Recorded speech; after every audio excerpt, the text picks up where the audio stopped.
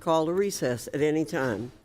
Acting Secretary Sue, I know Vice President Harris has lobbied hard to drop the appellation acting from your title, but I'm afraid only a vote of the full Senate can grant you that promotion. This is something they have rightly not seen fit to do. Today marks the 417th consecutive day in which you have led the Department of Labor, DOL, as acting secretary without the constitutionally required advice and consent of the Senate. In effectively abrogating the Senate nomination process, the Biden administration has treated the Constitution as but a footnote. That is unacceptable. In fact, Ms. Sue, you are now the longest-serving acting secretary since before the U.S. Civil War, a record that was best left unbroken. As we examine the Biden administration's fiscal year 2025 budget request for DOL, it's important to keep that in mind. These unprecedented times demand the strictest possible scrutiny. To begin with, the FY 2025 DOL budget requests an increase to $14.2 billion in discretionary spending to support the, quote, work, end quote, of more than 15,600 bureaucrats. By work, I mean showing up in person just 5 days over a 2-week span, as is DOL's official policy. Moreover, as the old saying goes, the budget isn't just a collection of numbers. The budget is a statement of priorities. And overzealous regulatory action has been a blatant priority of the Biden administration. The FY 2025 DOL budget asks of the average American, quote, invest in the Davis-Bacon rule, which will make federal construction projects more unaffordable. Quote, invest in the overtime rule, which will force employers to cut hours. Invest in the independent contractor rule, which will bankrupt freelancers across the country. Invest in the fiduciary rule, which will limit options for individuals to invest in their own financial future. And invest in an expansion of DOL's power over apprenticeships, which will decimate the role of states and further handcuff employers. While the Biden administration likes to misuse the word invest, Americans see what it really means: a tax on workers and business in terms of both time and money. Money and effort that rightly belong to the taxpayer alone. The priorities pursued by this administration are detrimental to American workers, job creators, and taxpayers, the very people DOL should be serving. Instead, DOL regulations have served the interest of big labor union bosses. That the administration would install an acting secretary to carry out what I see as a very radical vision raises serious concerns for this committee. Don't take my word for it. American views of the Biden-Sue economy have soured in poll after poll. Pew Research finds that 26% of the electorate rates economic conditions as excellent or good, while 73% regards them as just fair or poor. 22% believe that they're better off than they were 4 years ago, compared to 52% who believe they are worse off. The American people cite inflation, cost of living, and the lack of good-paying jobs as their top 3 concerns. In other words, when it comes to your record, the American people aren't buying what you're selling. I see at least 3 underlying economic conditions that explain why. First, Americans are being crushed under the weight of inflation. Groceries cost over 25% more than when Biden took office, and the real median wages haven't kept pace. Second, the mirage of job growth is also subsidized by gains in the public sector. It hasn't escaped my notice that over the last 2 months, the Bureau of Labor Statistics reported that employment growth in the government sector was second only to growth in the healthcare sector.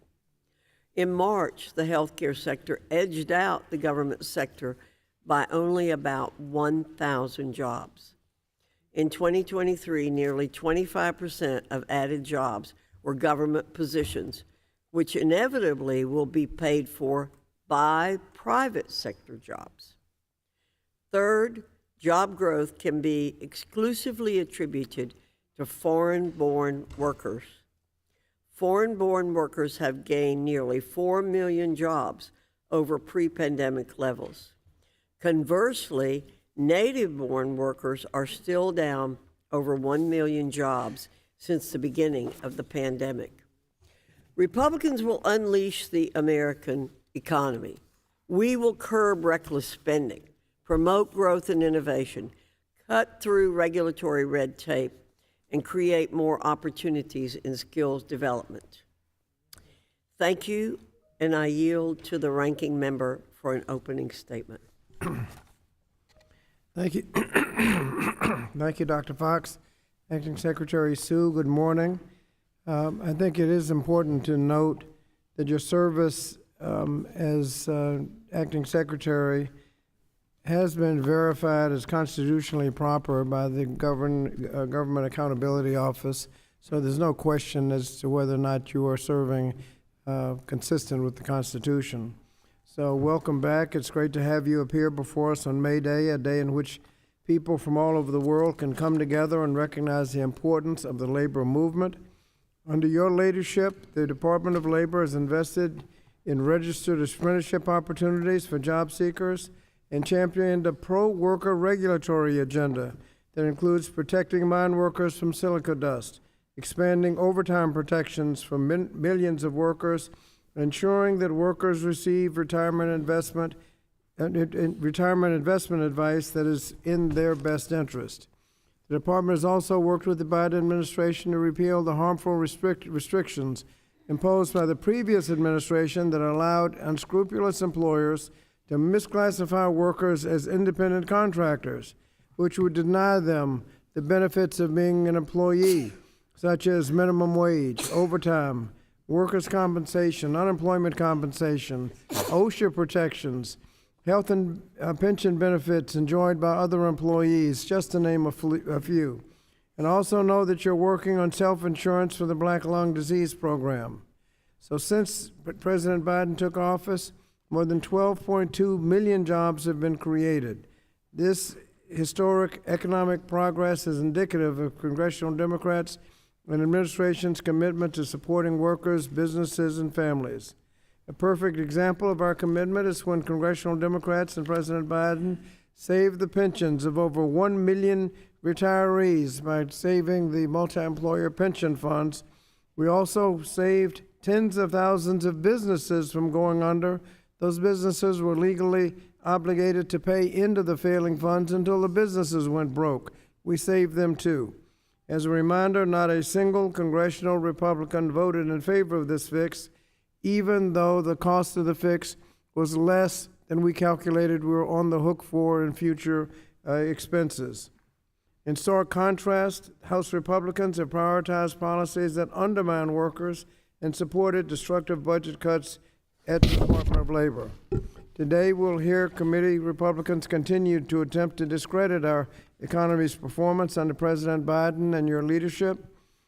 For example, the record number of jobs, they consider that bad economy. Under the previous administration, worst job performance in almost 100 years, and they praise that as good economy. You can't make it up. You have to look at the numbers. However, the undisputable fact is, according to the Department of Labor, the unemployment rate of President Biden has remained below 4% for the longest time in 50 years. That's a good economy. I also want to remind my colleagues that despite what the committee Republicans may say, every Democratic administration since President Kennedy has left for their Republican successors a better budget deficit situation than the one they inherited. And every Republican administration since Nixon left for their Democratic successors a worse deficit situation than they inherited, without exception. And using every microeconomic metric, the economy does better when Democrats are in charge. Today's hearing is an opportunity to set the record straight and tell the truth.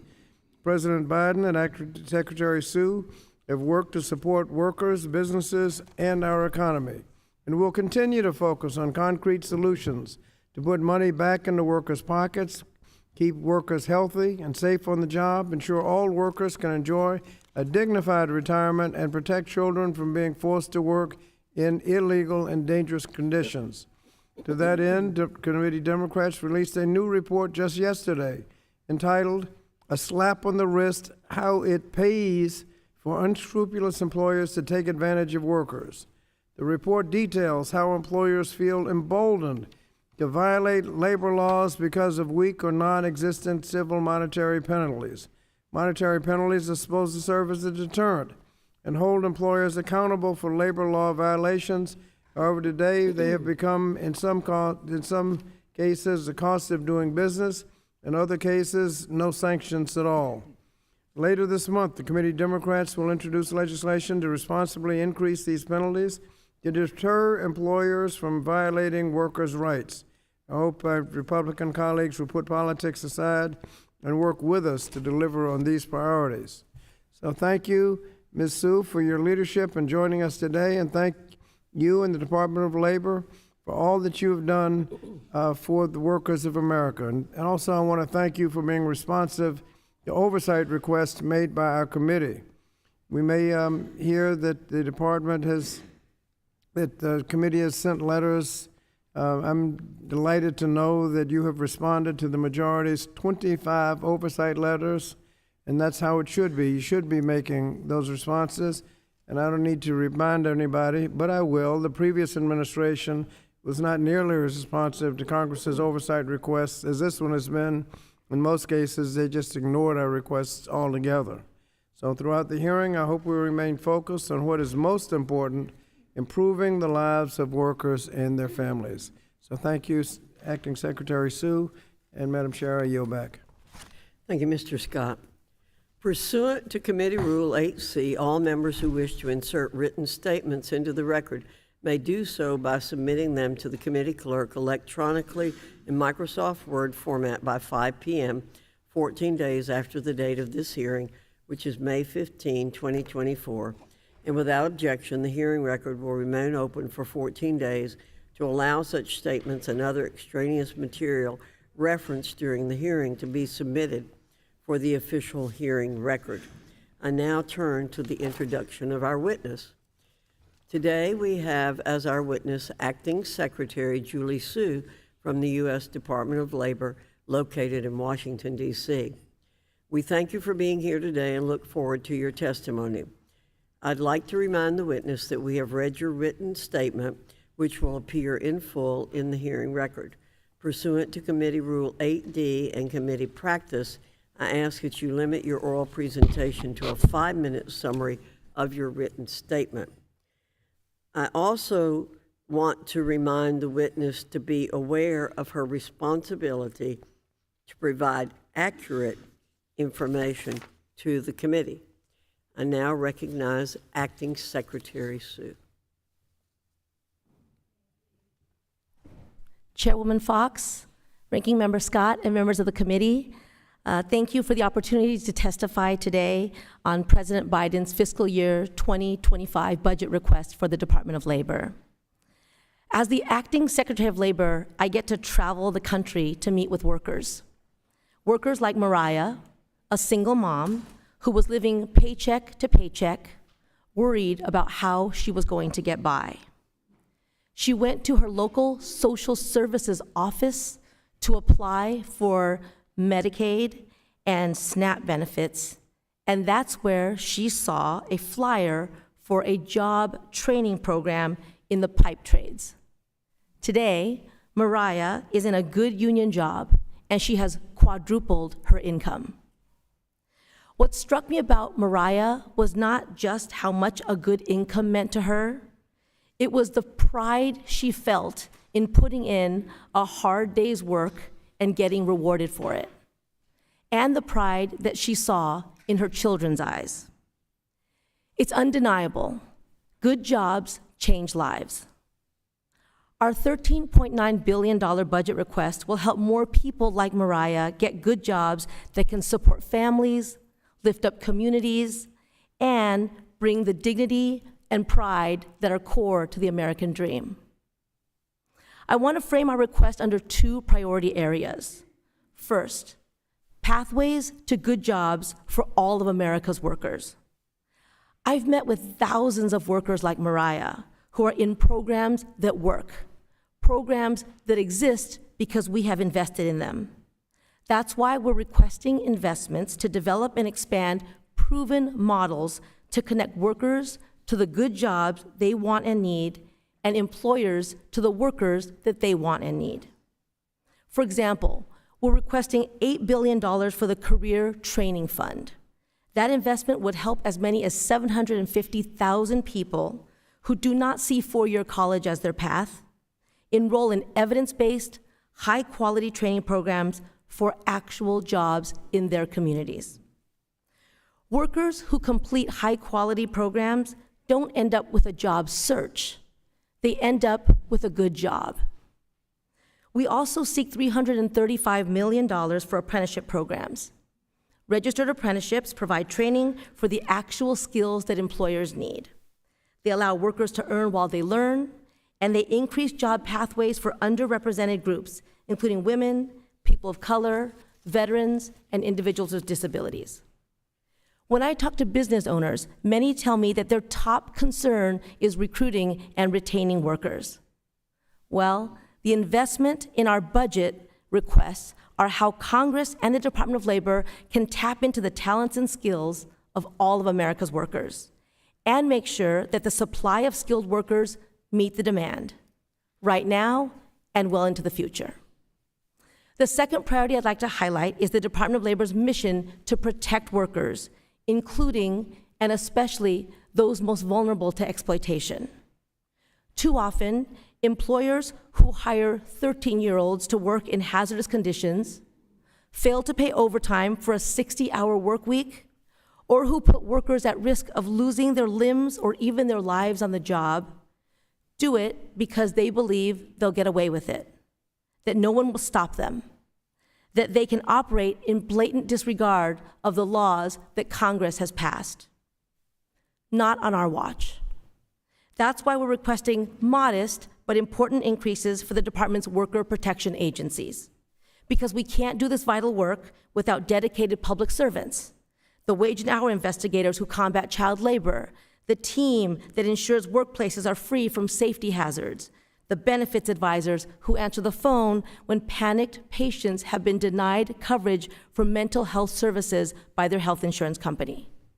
We're asking for $7.5 million for additional staff to combat wage theft and child labor, an additional $23 million to investigate high-hazard workplaces, protect whistleblowers, and give employers compliance assistance, and an additional $10.7 million for my solicitor's office, which has been essentially flat-funded for more than a decade.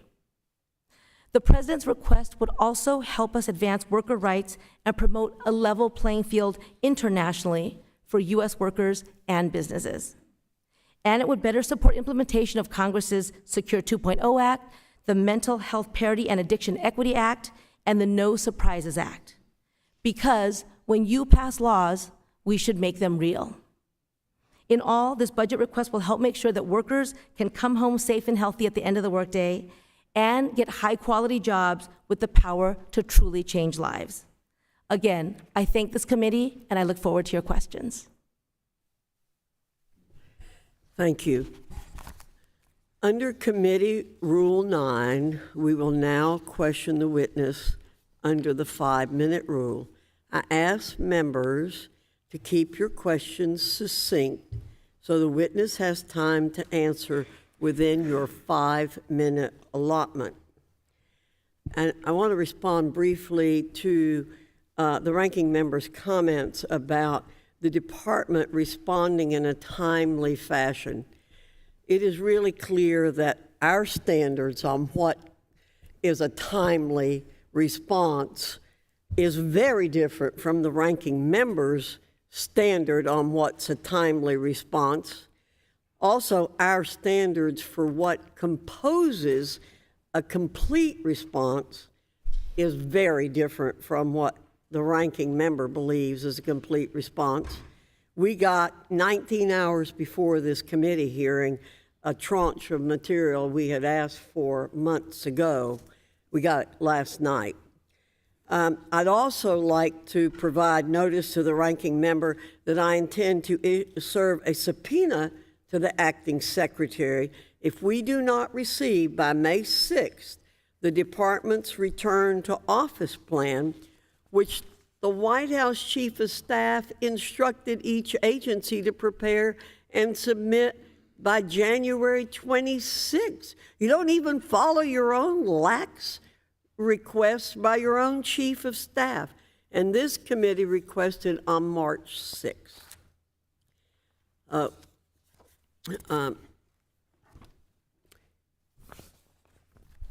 I now recognize the ranking member.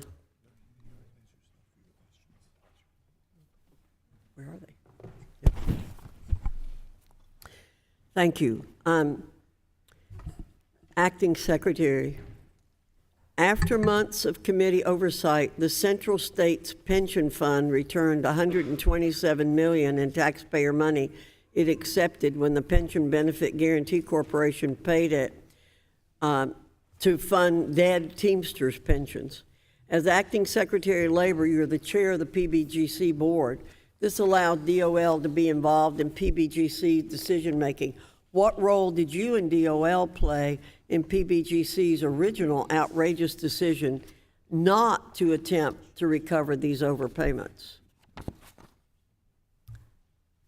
There was never a point where there was not an attempt to recover the payments. Basically, let me just state 4 points. The first is that there were no monies paid to anybody who shouldn't have received it. The second is that, as you know, I think, the money has been returned. The third point is that the PBGC has taken steps to make sure that all of the records that are submitted. But you're not telling me what role you played. So what we've played is, this is a little bit technical, so bear with me for a moment. When the money goes to the central states, the central states have a fiduciary duty over that funds. The Department of Labor issued analysis that allowed. We're not interested in the processes that went on. We want to know, and I'll submit this as a question, and you'll need to answer specifically what you did in terms of getting back taxpayer dollars. Well, but I can answer that. We submitted. No, I have other questions I'd like to ask now. In September and again in November, Chairman Good and I wrote to you expressing concerns about the Employee Benefits Security Administration's failure to conduct its investigations in a timely manner. The department's responses did not provide full answers to our questions. Therefore, I'm asking you here and now, can you tell the committee how old EBSA's investigations are? Well, our investigations, the timeline depends on the complexity of the cases. There's not a statutory timeline based in the reality that some cases are much simpler than others. Some cases involve, there's much larger plans. So I understand that, but you're the supervisor. So what have you done personally to ensure that they're closed in a timely manner? All of our offices have to deal with this kind of thing.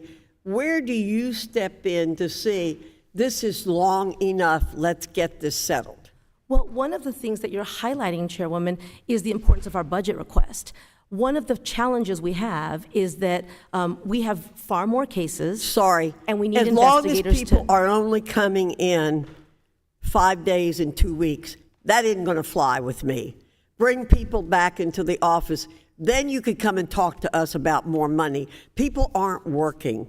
So I want to know, will you commit to providing the aging reports on every outstanding EBSA investigation on a monthly basis? We want to know where you are. We have our oversight responsibility. We need to know where you are with these aging reports. I mean, Chairwoman, I just want to, as the ranking member said, I want to note that we have responded to oversight letters, and I do take your oversight responsibility very seriously. You've mentioned that you also want to make sure that we are responding to acknowledge when we get requests. My team does do that. It is very common for us to respond within minutes or hours of getting a request. What you're sending doesn't answer our questions. Let me go on to another question. I understand you're interested in expanding apprenticeships, and I want to remind you that apprenticeships do not exist without employers willing to participate. The department's nearly 800-page proposed regulatory overhaul of the registered apprentice system is chock full of new mandates on employers.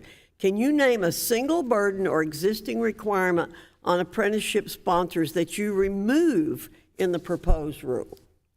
Well, one of the things that the proposed rule seeks to do, Chairwoman, is align high school programs and CTE better with apprenticeship programs, because we are seeing both a demand for workers and a desire among young people and a need to open up opportunities for more young people. So that's one of the goals. I want to be a good role model, so I'm going to end my questioning. I will send you a specific question on that and give you a chance to give me a specific response. I now recognize Mr. Sablon for 5 minutes. Thank you very much. Good morning and welcome, Acting Secretary Sue. I want to first thank you for your unwavering commitment. This is your second appearance here, I understand. Even as Republicans block your confirmation. Thank you also for addressing the concerns I raised last year regarding delays in processing temporary labor certificates, certifications for businesses seeking Mariana's only transitional worker visas. We're entering the application season now, and processing time are on time. Thank you and your department and your staff for that. The Marianas does continue to have a need for foreign workers, but during my time in office, we have worked to minimize that dependence, and we are seeing that dependence come down, but the need still exists. And one way to ensure that there are sufficient U.S. workers for our economy is through apprenticeships. So let me ask, your department has calculated that for every $1 an employer invests in a registered apprenticeship program, they get $1.44 back. That's a very good return. Unfortunately, in the territories, in the insular areas, in the outlying areas as called in this committee, only those with more than 100 apprenticeships are eligible for federally funded support these registered programs, and with our small populations. So I'd like to ask you and get your commitment that we could work with your Office of Apprenticeship to see what this requires. I appreciate that. Yes, Congressman, thank you so much for each of those comments. If I may first start with thank you for acknowledging the department and my staff who have worked to make sure that the processes for something that you raised with me last time are actually working. I do feel the need to say that my staff of about 15,000 strong work very, very hard every single day to deliver for America's workers. Many of them work in the field to do it. Many of them are at places of employment doing investigations, and their work is incredibly important, and we should honor that. So thank you for your acknowledgement. Madam Secretary, the compliment is my pleasure, because don't worry, we have pinged them in the past too, so they've come all of this way, and so I'm very happy with that. Thank you. Thank you.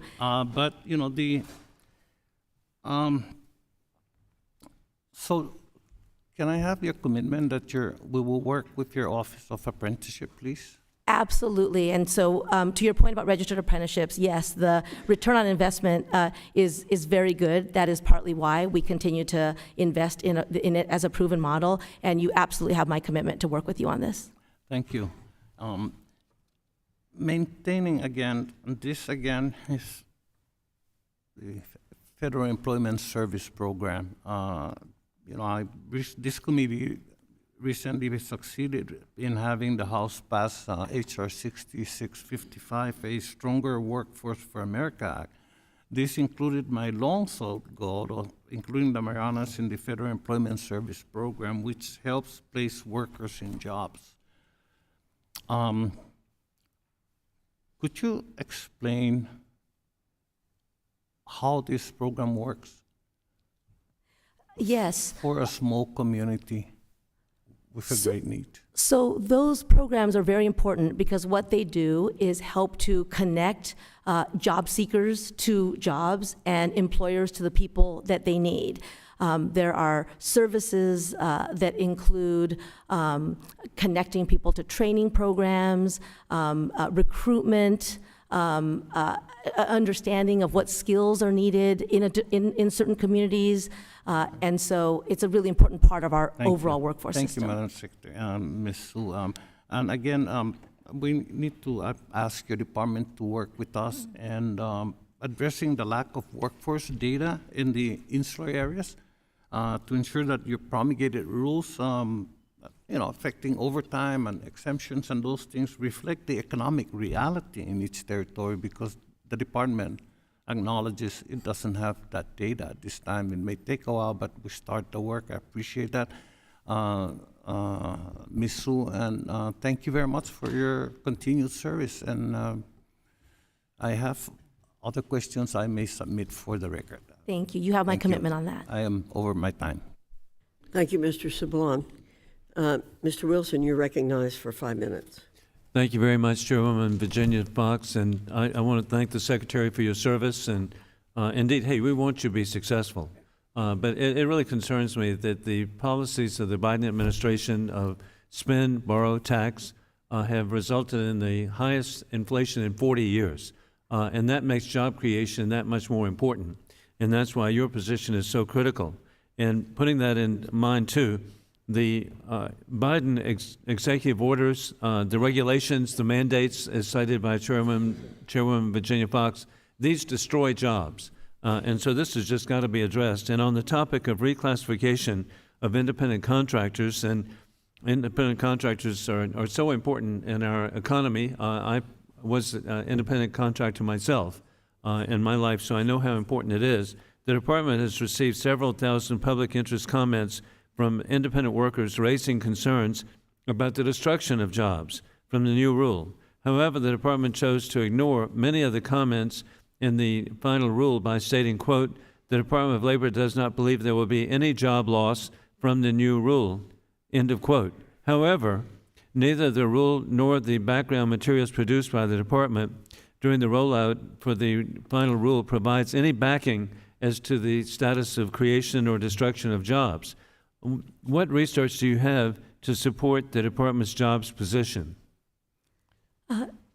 Thank you, Congressman. So since President Biden came to office, we've seen over 15.2 million jobs created in this economy. At the same time, unemployment levels remain below 4% for the longest stretch since the 1970s. We also see real wage gains, especially for low and middle income workers, including gains that outpace inflation, which means that working people Madam Secretary, the jobs created were ones to be that were actually we're below where we were, but the jobs created were in recovery from the COVID Wuhan virus. And so, I'm particularly interested in independent contractors, because hey, these are entry-level jobs, giving people an opportunity, there's been no citing specifically of how this rule affects and justification for what is destroying jobs.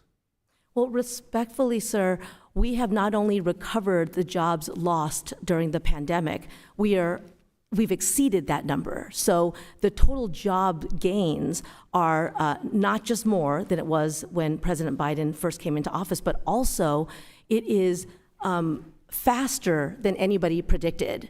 And we've been able to do that in a way that doesn't sacrifice the well-being of workers, meaning unemployment has remained low, while labor force participation rate is also at an all-time high across just about every single demographic. And Madam Secretary, I respectfully disagree. The jobs have not achieved where they were. The achievement of President Donald Trump of the lowest level of unemployment in history for African Americans, for Asian Americans, for women, for young people, has simply not been restored. And by having these new regulations and mandates, it's destroying jobs, destroying opportunities, particularly for entry-level employees. Another issue that's so important are H-2A adverse wage rates that have steadily increased in the last 10 years.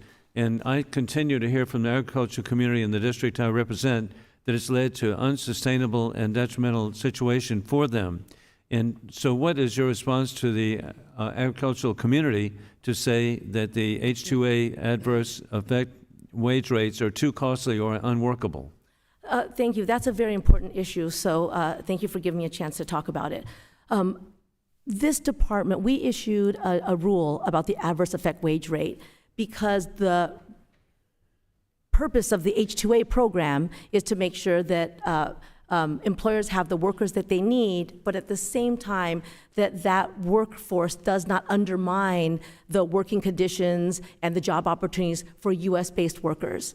The specific question I think you're asking about is our rule about the adverse effect wage rate recognized that there were some occupations in which the wage rate was actually higher, but these were, some of them are heavy-duty operators. They are construction work in agriculture. I look forward to working with you on that. And I will be another question I want to get to you because my time is up about H-2A. The rules on that make it almost impossible to terminate workers for cause, and some of these people are dangerous. And so putting fellow workers in danger. And so I'll be getting a question to you about the ability to terminate H-2A. So I yield back. Thank you. Thank you, Mr. Wilson. Mr. Courtney, you're recognized for 5 minutes. Thank you, Madam Chairwoman and Acting Secretary. It's great to see you here today, and thank you for your amazing service. Again, just to chime in a little bit on your last colloquy, in the state of Connecticut, we have roughly about 90,000 job openings. Our labor participation rate is above the national average. It's about 64% higher than during the Trump administration or during COVID for sure. And the way we clearly had realize that we have to sort of, fill those positions is to close the skills gap.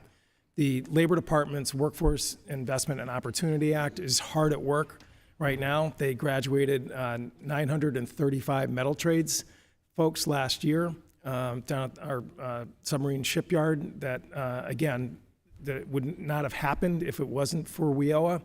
We are also have WIOA programs in the healthcare sector. I was just with a group called CNA Boot Camp, where, again, it's a WIOA-funded 8-week intense program to get people trained and certified to fill all of the gaps that we have in nursing homes and hospitals. Immigrant population is probably the largest cohort that's benefiting from that program, Haitian community that we have in Eastern Connecticut. And again, it's a really highly efficient, good return on investment in terms of job training dollars in an accelerated fashion to help deal with, again, what is still a lot of job openings in the economy. But that wasn't why I wanted to ask you about today, as I think you know. You came up and visited my district about 4 months or so ago and visited with the nursing community in the state there. Again, at the time, as you recall well, I'm sure, we lost a valuable, compassionate nurse who was a victim of workplace violence. She was stabbed to death on a home health visit with a very high-risk patient. Never should have happened. Again, OSHA has done an investigation. There is a penalty, but it's after the fact and relatively meager amount in terms of the value of a human life that was there. I know the department's working on workplace violence prevention OSHA rule. Can you give us an update? And obviously, it's something that I think the entire healthcare profession is desperately looking for. Yes, thank you, Congressman. And it was a pleasure to be in your district with you when we went to Three Rivers Community College and talked to people who both knew about that tragedy and who talked about the challenges in the profession. So we are working on a rule on workplace violence. We want to make sure that we go through every step, as we always do in our rulemaking. We have completed the small business review part of that process and are working on the proposed rule, which will be coming out soon. Also, you mentioned the importance of OSHA and safety investigations. Obviously, we investigate cases after there are injuries or deaths, but to your point, the more we have a system in which employers are motivated to prevent those things from happening before they happen, that's obviously the ideal situation, and penalties that aren't seen as a cost of doing business are very important for that. Thank you. And again, the folks that heard from you, we're totally convinced that your sincerity and commitment to doing this. One way Congress could help is for us to pass the Workplace Violence Prevention for Healthcare, H.R. 2663, which has 165 bipartisan co-sponsors. It passed in the last Congress with over 240 votes in the House. And really one of the key things that it would do is it would accelerate this rule process so that we could get these protections in place quicker. That's exactly what Congress did during the AIDS crisis to get emergency rules through so that today people wearing gloves, disposable needles, all that flowed from the fact that Congress acted to accelerate those rules. Lastly, we have a bill in committee, the Federal Employees Worker Compensation Act, which would empower nurse practitioners and physician assistants under the federal workers' compensation system to be able to evaluate patients and issue reports that could be connected to benefits. Can you talk about the department's position on that measure? Yes, thank you, Congressman. So one of the things that we have seen is that a lack of adequate medical professionals to evaluate those federal workers' compensation claims is a problem. We have tried to address it. We've increased the number by about 20%, but it remains a challenge. So I very much am anxious to welcome the opportunity to work with you on that proposal. Great, thank you. I yield back. Thank you, Mr. Courtney. Mr. Wahlberg, you're recognized for 5 minutes. Thank you, Madam Chairwoman. And thank you, Acting Secretary, for being here today.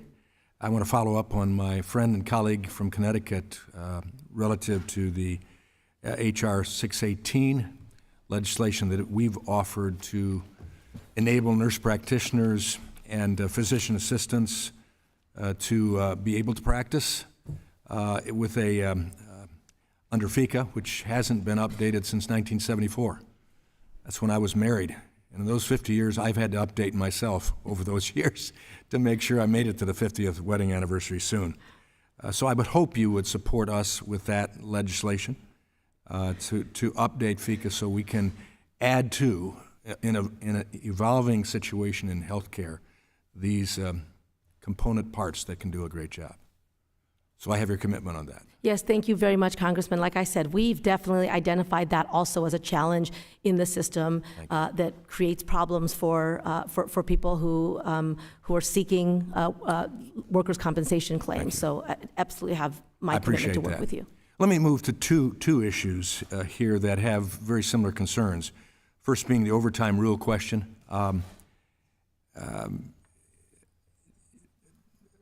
As you know, DOL recently published its overtime rule, which unfortunately attempts to revive policies from the 2016 rule that the courts threw out. They threw out for being arbitrary and capricious, and specifically the rule seeks to impose automatic updates to the overtime threshold every 3 years, a policy which a witness at our Workforce Protection Subcommittee hearing testified would likely violate the Administrative Procedure Act, because this would not allow for notice and comment on the updates. The fiduciary rule question is almost the exact same. Along the same lines of previous invalidated rules, the U.S. Court of Appeals for the Fifth Circuit found that the 2016 fiduciary rule exceeded DOL's authority. The department recently finalized fiduciary rule would cover the same sales practices as the 2016 rule. So I guess I have the same question for both those issues, the overtime rule and the fiduciary rule. Why do you expect that the courts will view the 2024 rules on these two issues differently than they ruled before when they threw it out? So, Congressman, in the process of making the rules, we did engage in the process of, we had listening sessions, we had an open comment period, we responded to and took into account all the different comments. But did you check the court record on it?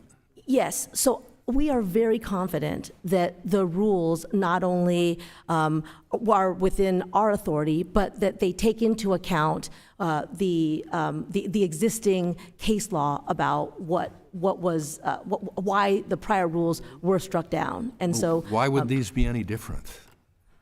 The sales rule and the fiduciary rule, is in violation. So I don't know how much you want me to get into the details of each rule, but they are, they take into account what the court said about why the prior rules could not stand. And they're different. The retirement security rule, for example, is the definition of a fiduciary is different. What is covered under it is different. I mean, it does. Well, trust me, Congressman, we want to make sure that when we go through I don't read it that way at all, and I don't know how the court will read it that way at all. So I guess we wait and see. But otherwise, it's wasted time. It's concerning for the industries themselves when we're going back and doing something that, I mean, the uncertainty that goes on relative to these two rules, the slap back and forth. But in these two cases, the court determined it. So let me move to another one. I mean, Congressman, I have a simpler independent answer. contractor, direct seller issues of concern. The Department of Labor's independent contractor rule will have a devastating impact on the ability of millions of Americans to engage in flexible work in the modern economy. At the Workforce Protection Subcommittee hearing in February, I asked Wage and Hour Division Administrator Jessica Lohman about the clarity that would be provided under the rule to industries such as real estate agents and direct sellers who are specifically classified as independent contractors under the Internal Revenue Code. Ms. Luneman expressed commitment to developing guidance and resources to assist these legacy independent contractors in compliance. And so has the Small Entity Compliance Guide or Frequently Asked Questions document been reflected to provide this clarity, and is there any update on outreach to stakeholders? So, Congressman, one of the most important roles of the Department of Labor is to make sure that working people in this country are protected. Our rulemaking is a part of that.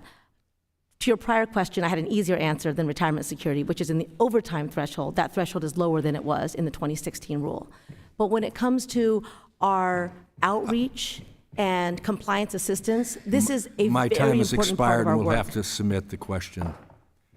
Thank you. If you would submit your question, Mr. Wahlberg, to get an answer. Ms. Bonamici, you're recognized for 5 minutes. Thank you. Thank you, Acting Secretary Sue. Thank you for being here.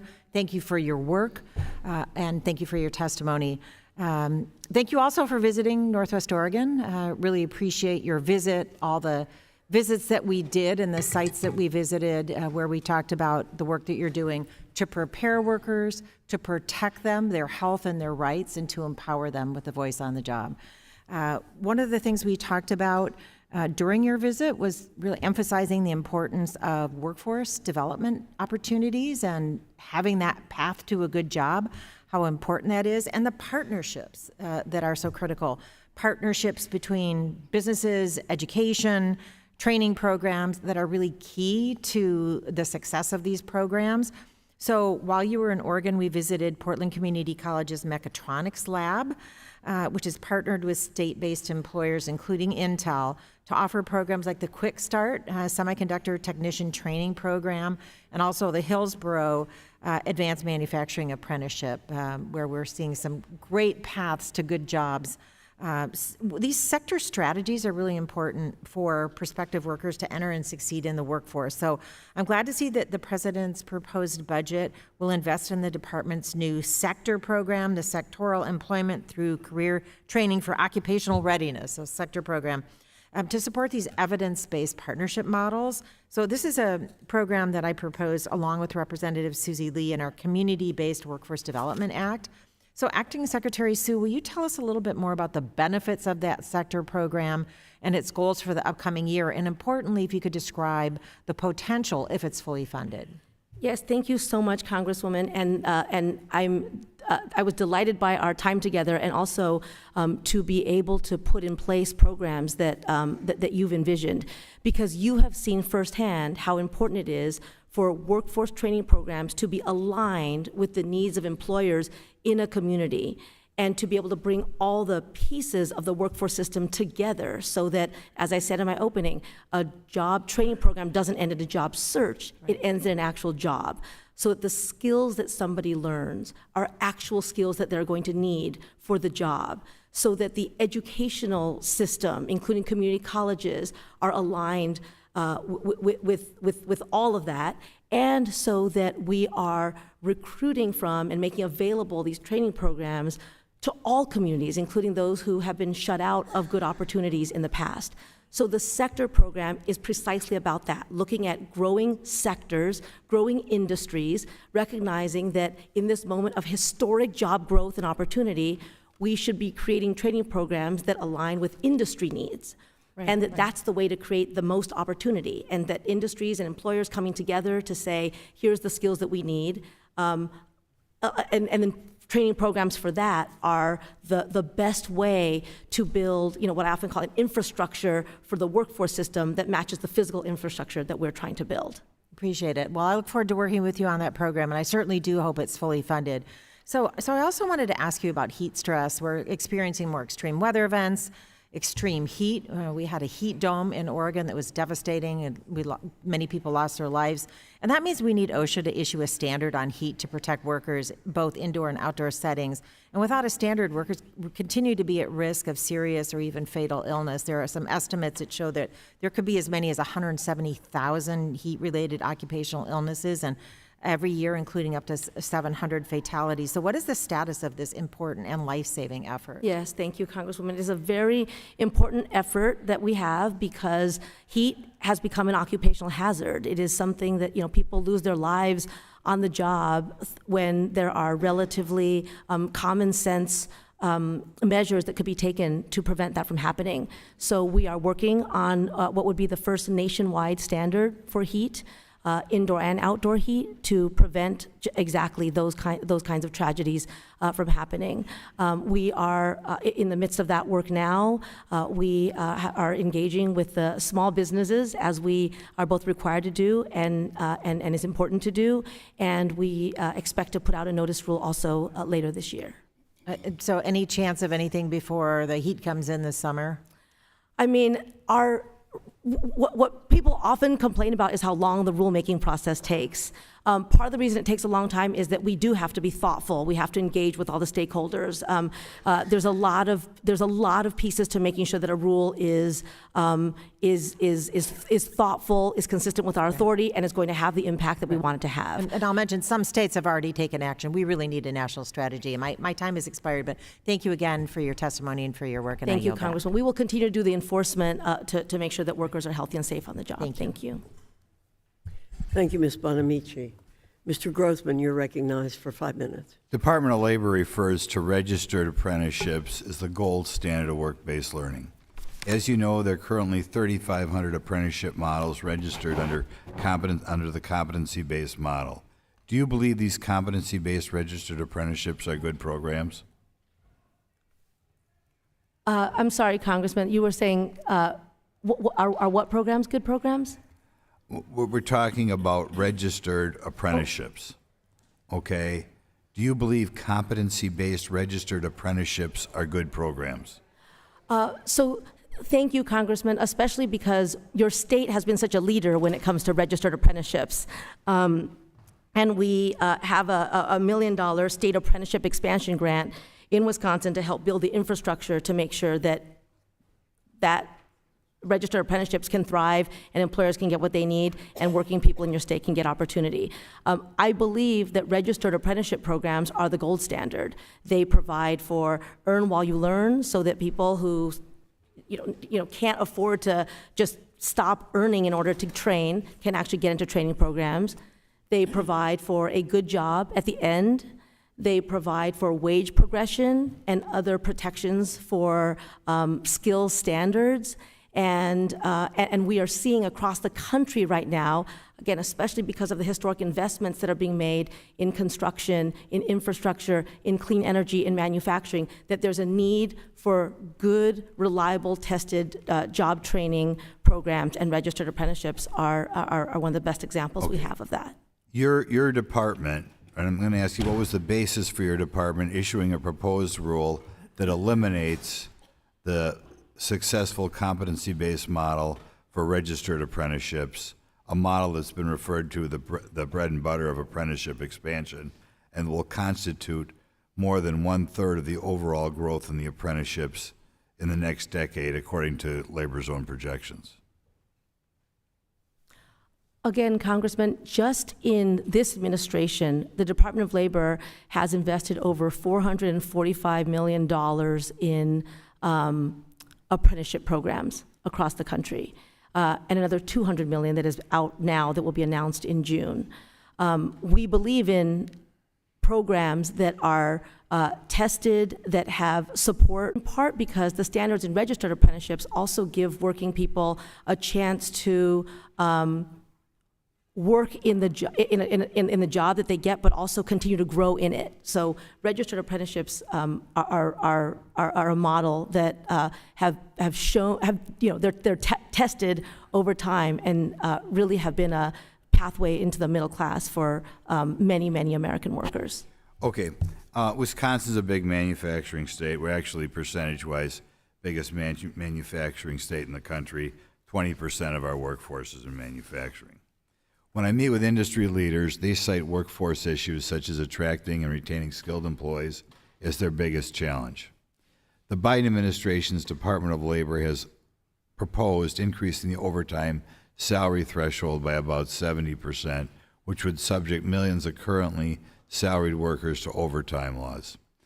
So instead of increasing pay, the proposed rule would cause employers to shift millions of salaried workers to hourly workers, eliminating the remote and flexible work options and potentially resulting in fewer work hours, irregular paychecks, and lower overall compensation. Would you comment on the negative consequences of the big increase in the overtime salary threshold, how you believe that's going to affect American industry? So, Congressman, there's nothing about the rule that would require that outcome. The reason why we did an overtime rule was because it's really important for working people to get a fair day's pay for a hard day's work. And our overtime rule helps to ensure that working people who work on a salary basis have more money in their pockets. A couple decades ago, the overtime threshold covered over 60% of working people. In the last administration, the threshold was set to a point where it was less than 10%. And so the overtime protections have been eroded over time because of that threshold. And that is why we undertook a rulemaking process to make sure that, that the threshold combined with the duties test that is the heart of protecting salaried employees when it comes to overtime remained real. Thank you.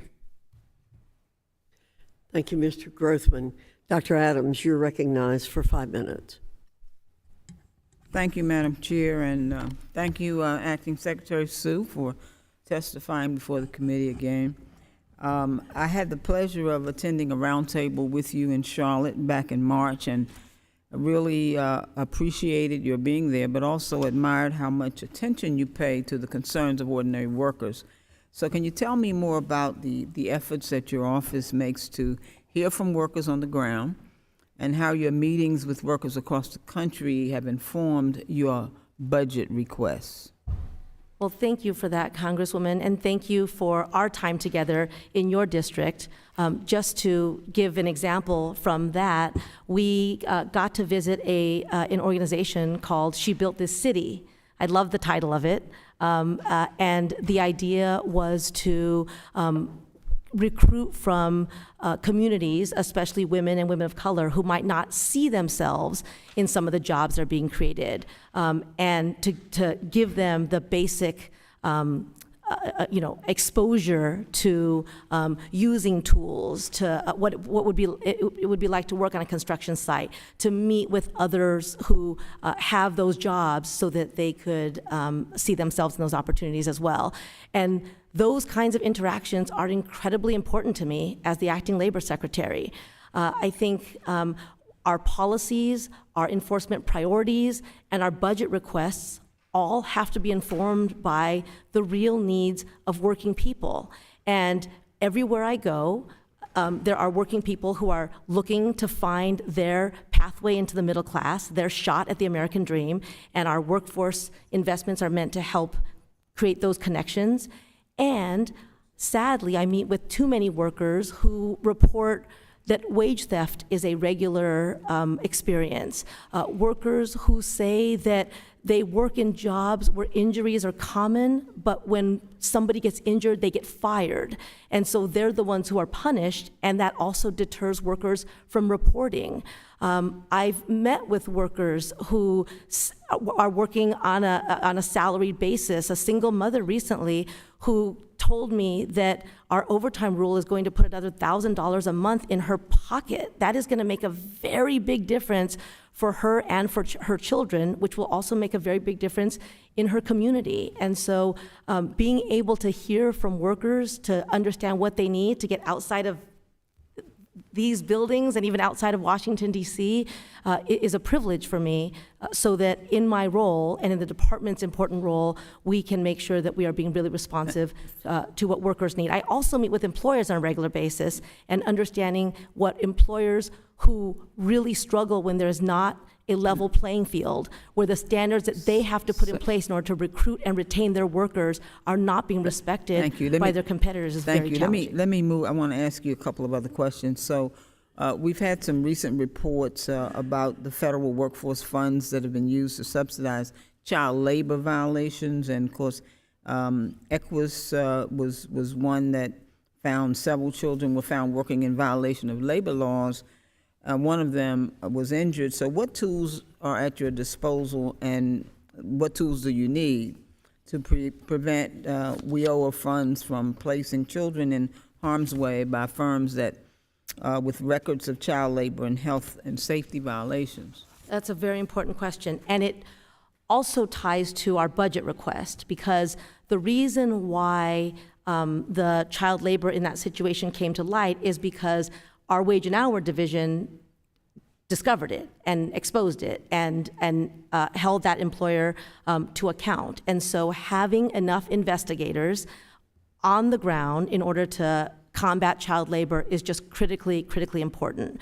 Our budget request includes $5 million for that, and then $35 million overall for the wage and hour division to continue to combat wage theft. Okay. But on the point of WIOA, what we have done is, once we learned about it, we did let the local workforce board know about it and have been working with them to make sure that federal funds should never be used in a way that would condone or subsidize any kinds of labor law violations. Thank you. Let me move on.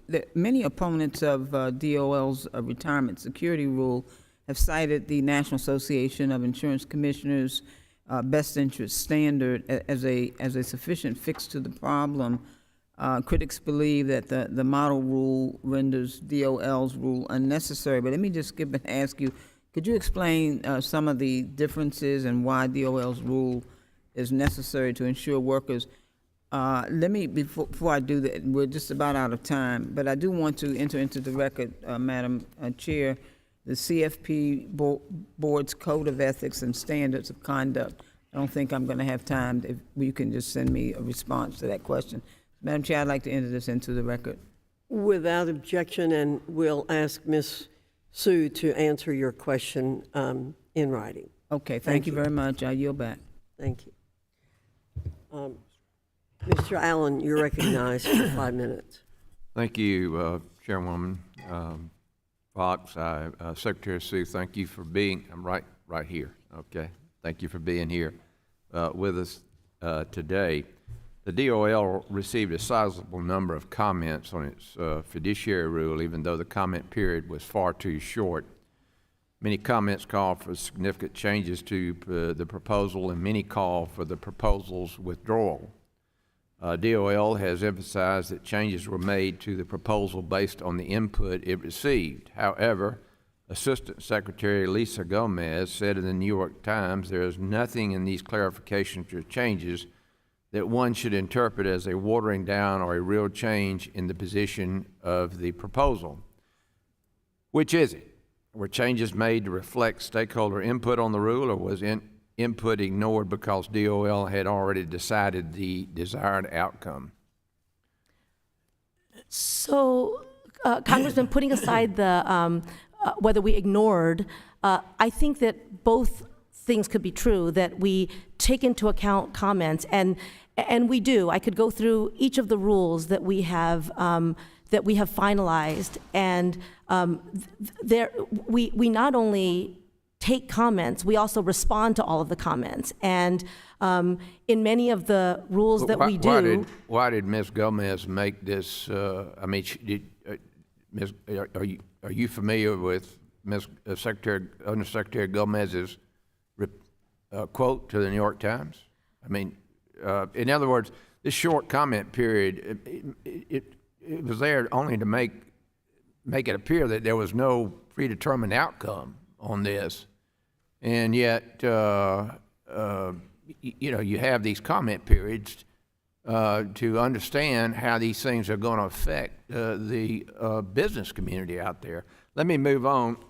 Georgia represents around 30,000 franchise establishments, and it represents over 315,000 employees. Recently, the National Labor Relations Board issued a final rule systematically reversing the course of what constitutes joint employer. This rule had previously cost franchises, small businesses over $33.3 billion and a loss of 376,000 jobs. The last time you appeared before the committee, you did not provide a clear response as to whether the Department of Labor plans to issue a similar rule under the Fair Labor Standards Act. After almost a year, can you now commit to no rulemaking process as it relates to joint employer? I believe last time I said that it was not on our regulatory agenda. I will repeat that again because it is still not on our regulatory agenda. As you know, the NLRB is a separate body, but the Department of Labor does not have such a rule on our proposals. I do just want to say, Congressman, that when it comes to our rulemaking, we do not approach it with predetermined outcomes. We take the comment period very seriously. You will see, I mean, I don't even know which rule to try to give an example of on this, but one way that you will see it is sometimes the timing of when rules go into effect are also based on the feedback we get, including from the regulated community, about what it would take in order to Well, again, we implement. have the information from the New York Times, which doesn't exactly match your what's going on there. Yeah, I want to follow up on a line of questioning that I've not been able to get an adequate answer for almost a year now.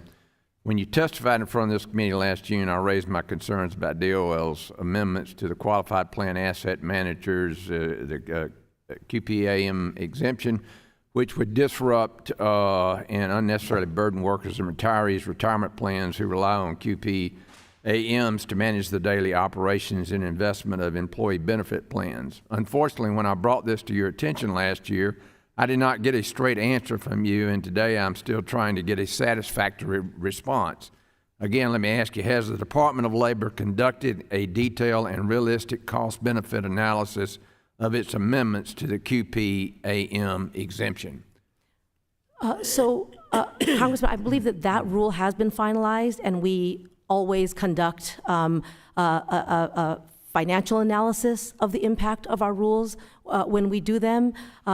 Our rules in that space are entirely meant to make sure that the retirement security of working Americans, which is often the largest savings that somebody has, often saved year after year, paycheck by paycheck, that is secure. And so we do analyses in all of our rules that are public. They're part of the public notice Well, rule. we need that information, and I have an additional question on apprenticeships. I'll submit that to you in writing. I'm out of time, and I yield back.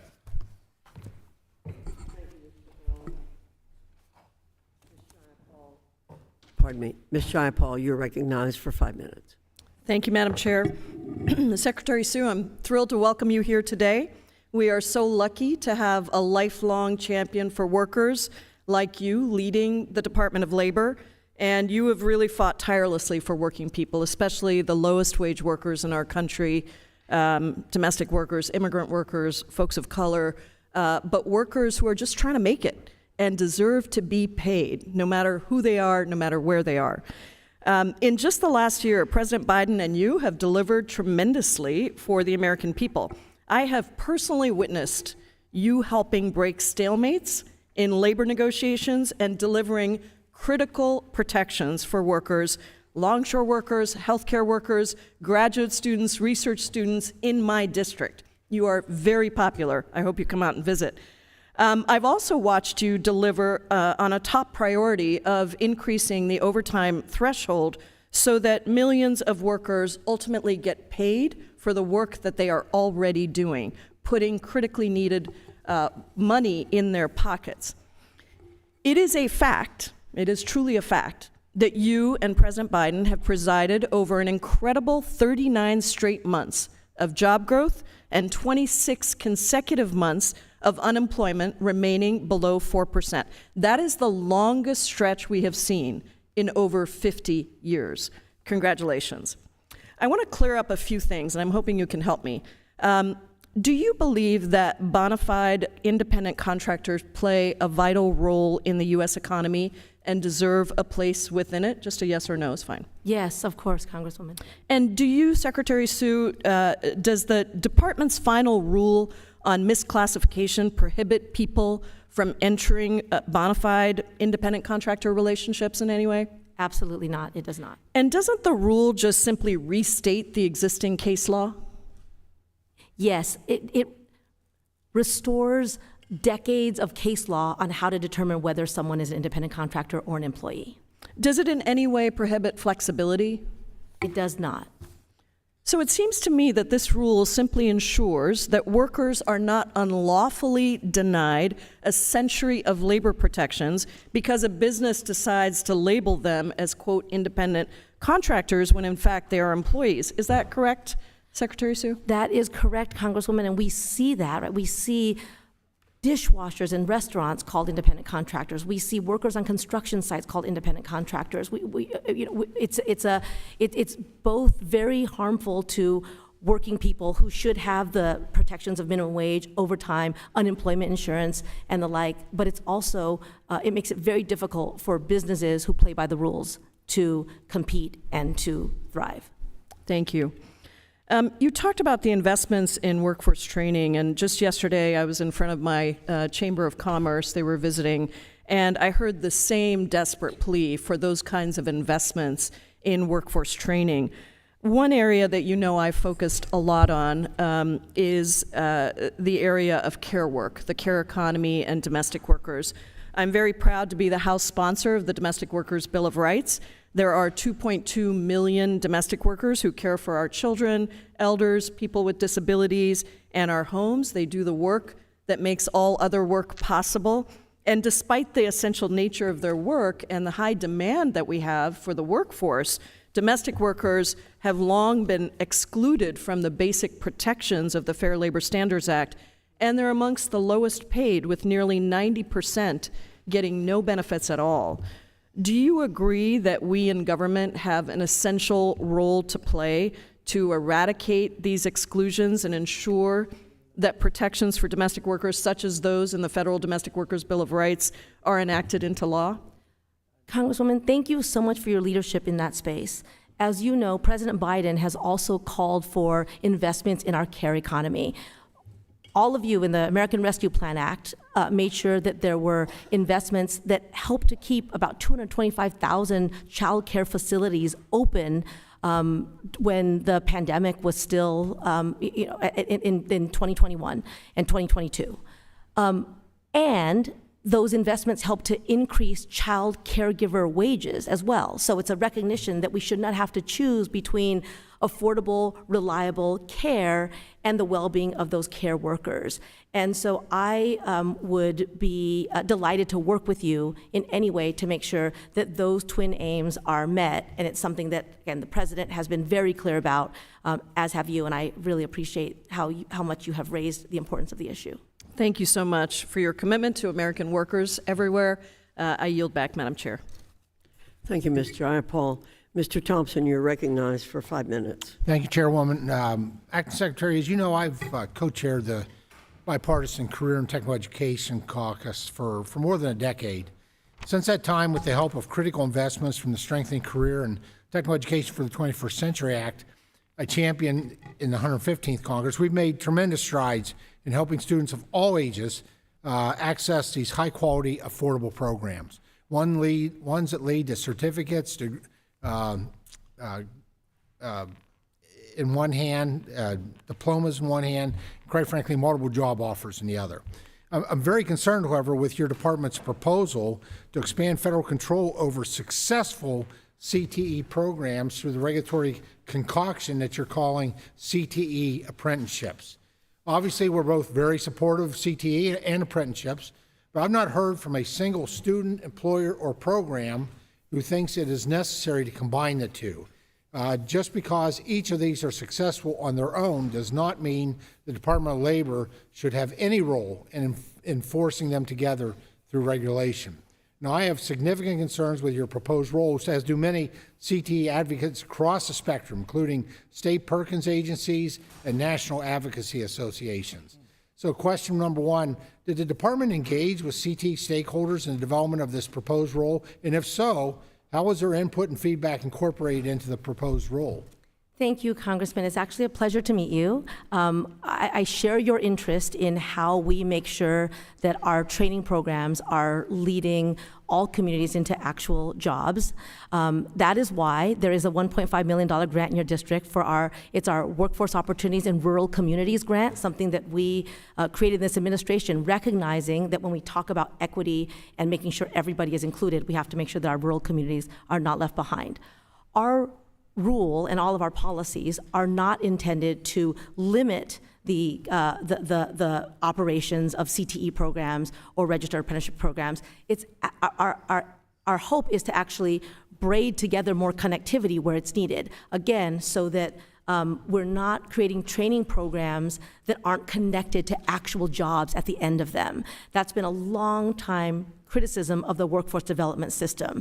And in this administration, we have leaned in very hard on, especially, again, because of the historic job growth that we are seeing. Yeah.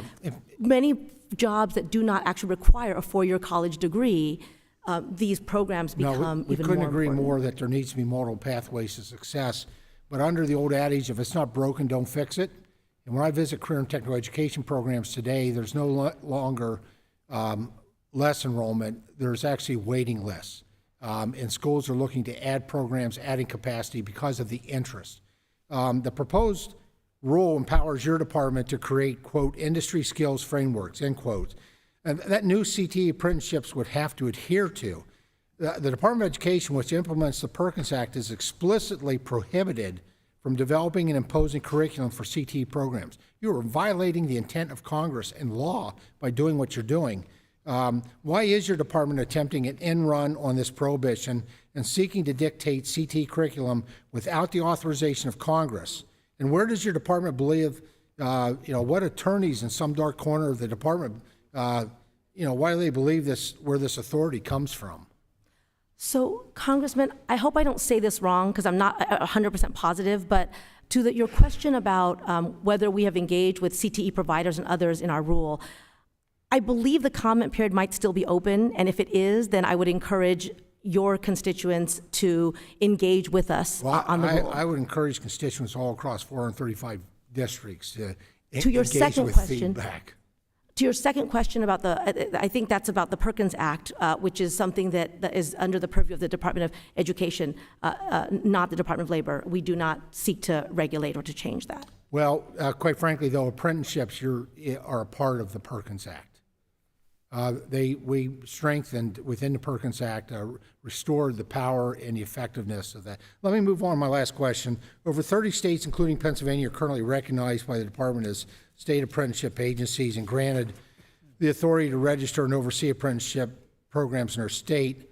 Do you believe that the federal government understands the needs of employers and the specific occupational requirements in each of these states better than the state apprenticeship agencies? No, Congressman, which is why many of the ways that we have approached our workforce funds have been to invest in creativity and partnerships and efforts that originate on the ground. And so we believe that employers, local workforce boards, local community-based organizations, unions, and other workforce partners who are invested in creating an effective infrastructure to connect people to good jobs and employers to people. My time has expired, and I appreciate what you're saying, but it's counterintuitive and completely opposite of what you're doing, because your department is proposing a rule that would strip states and those wonderful state-level agencies you've talked about. It would strip of their ability to recognize and approve occupations that are eligible for registered apprenticeships, and you're forcing all programs to adhere to a one-size-fits-all. It's just a bad role. Thank you. Ms. Stevens, you're recognized for 5 minutes. Thank you, Madam Chair, and it is such a delight to be in the presence of a phenomenal leader in this presidential administration and for the country. Ms. Sue, you have been at the Department of Labor during some of the most, pardon me, critical times in this country's economic, thank you, my colleagues are past me. All of a sudden I lost my voice. I've been sitting here for hours. Thank you. And hopefully I can go a little over, Madam Chair. No, I'm okay. I was just on the phone. But you've been at the Department of Labor during some of the most critical times in this country's recent economic trajectory. Record job growth during unprecedented challenge. And that needs to be recognized, as well as the symbolism of your leadership, which means so much not only to the workers of this country, but to women. And women who are being tried and stretched every step of the way, seeking daycare, managing 40-hour work weeks, and looking for a pay raise. And Ms. Sue, I'd like to start with a topic that is certainly on the minds of so many of my constituents, which is pension and retirement savings. We've seen pension risk transfers emerge as a method for companies to partner with insurance companies to manage some of their pension risk. As you know, in 2002, Congress asked the department to undergo a review of the regulatory standards surrounding the sale of PRTs, known as IB 95-1, which really hadn't been done since 1995.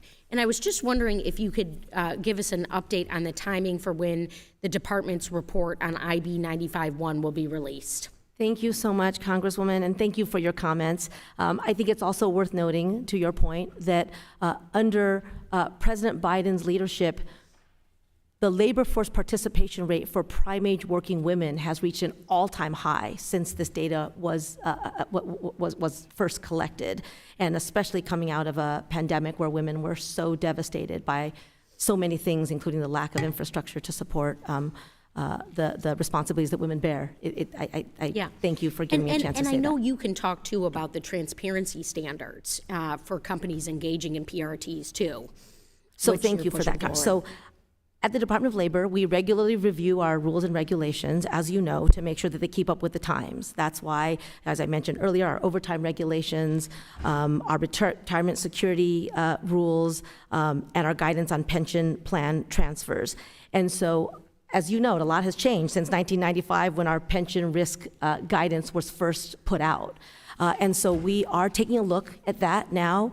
We're still in that review process, and I look forward to sharing our findings with you as soon as we And we complete it. salute your efforts to protect the interests of pension holders who are just at the front and center in this labor market, and are certainly eager to see their hard-earned retirements be there for them. And also, we know that we have just been at a tremendous moment with regard to the 21st century labor movement and its proliferation.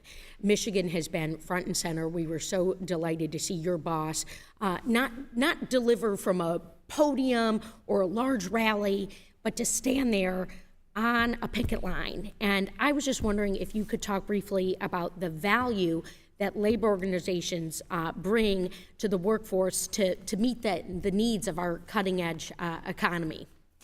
Well, I think there's no better way to say it than what the president himself says regularly, which is that the middle class built America. He often says Wall Street didn't build it, although they're good guys too. But the middle class built America, and unions built the middle class. And that is in part why I'm very proud that we have a president who is presiding over a moment in which labor unions are organizing in ways that hasn't happened in some time, where the outcomes at the bargaining table are wins for workers and for their employers and for the industries that are represented, and where public sentiment about unions is at a historic high. And you're certainly playing a role in making sure that unions have a seat at the table as we implement some of these very historic investments that the Democratic caucus was so proud to make alongside President Biden. An infrastructure bill, things that we're not blocking, that are delivering for the American people. A CHIPS Act, and certainly the Inflation Reduction Act as well. Yes, thank you, Congresswoman. And the law says that workers should have a free and fair right to join a union, and the president believes that, and so do I. And the unions have provided opportunity and a middle class life for so many Americans, including, I've told this story before, but my parents both worked minimum wage jobs initially, and through the job that my mom got at a county in a union, it really helped to provide us with the middle class life that allows me to. Thank you for your remarkable leadership. I yield back. The gentlewoman's time has expired. Mr. Banks, you're recognized for 5 minutes. Thank you. Acting Secretary Sue, your proposed apprenticeship rule cites the Advisory Committee on Apprenticeships' recommendations to justify its DEI policies, which say that some apprenticeship sponsors are, quote, are actively hostile to hiring minorities. Can you explain what that means, and do you agree that some registered apprenticeship programs are managed by racists? And if so, who are they? So, Congressman, I believe that we have the opportunity in this country at this time, given the unprecedented investments that are being made in American industry, in American jobs, in what the president says all the time, we should be able to make things here, right? We invented semiconductors, and there's no reason why we can't be the ones to manufacture them. I understand. I understand all that, but the committee's justification for the rule specifically says, quote, that some apprenticeship sponsors are actively hostile to hiring minorities. Does that mean that there are racist apprenticeship programs in our country? Well, so I don't know specifically the quote that you're reading from, but let me just say it comes from that the recommendations for the rules from your department. Because of the opportunities that are being created right now, I think that there is no reason why we should not be able to tap into the full talent and ability and promise of every single American in every single community. Fine. And part of what has held people back from that, though, what are the racist apprenticeship programs that we're talking about? Well, part of what has held people back from being able to participate fully in American life and take advantage of the opportunities that should be available to everybody is discrimination. It's a simple question. What are the racist apprenticeship programs in our country that you're referring to?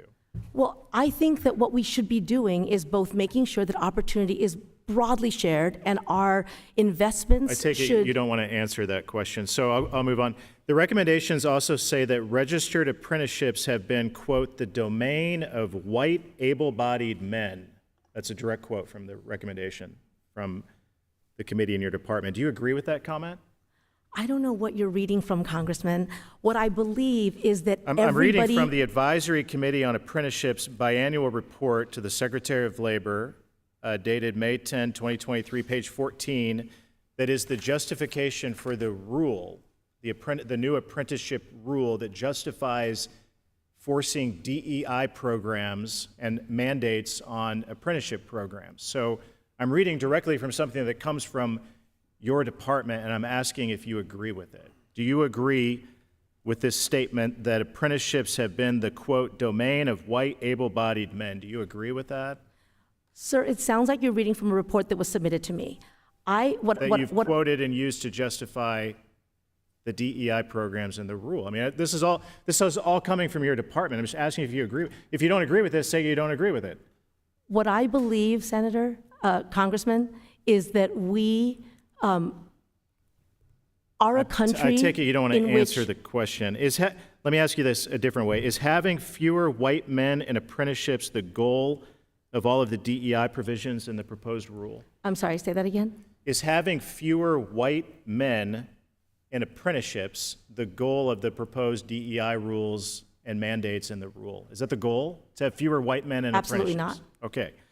Will the department punish states that don't meet the proposed rules' racial quotas? I mean, Congressman, I have a good reason for asking that, because the proposed section 29.27B2 would require states to submit a strategic plan for increasing participation from underserved communities that include the current participation by each race and demographic group, and sets specific targets for increasing participation for each race. So can you explain to me how that, would you or wouldn't you punish states that don't meet that and those racial quotas for apprenticeships? I mean, Congressman, we have never gone wrong in this country when we have expanded opportunity to more individuals, to more communities, and to make sure that everybody gets to participate. Punish states like Indiana that don't meet that mandate. I don't even know what punitive scheme you are talking about.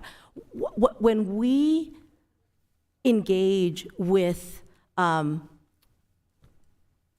employers, with workforce boards, with unions, with community-based organizations, these are all the stakeholders that I regularly engage with when I travel the country to talk about how we're going to help meet the workforce needs of employers and the desire to work of Americans of all communities, urban and rural, of all colors, women, individuals with disabilities, veterans. Our apprenticeship programs and our investments are meant to open up opportunity. Read your own rule, your justification behind it. It's very offensive, I believe dangerous and un-American. With that, Madam Chair, I yield back.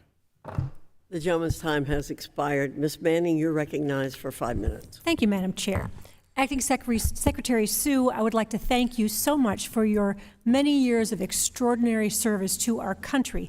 In response to remarks made at the top of this hearing, I'd like to clarify for the record that the prior president used the cabinet and cabinet-level jobs as a virtual temp agency, with 22 cabinet and cabinet-level officials who served in an acting capacity for a total of 2,736 days, including Acting Secretary of Defense, Acting Secretary of Homeland Security, Acting Secretary of the Interior, Labor, Veterans Affairs, Secretary of State, OMB, EPA, and Acting Chief of Staff, to name just a few.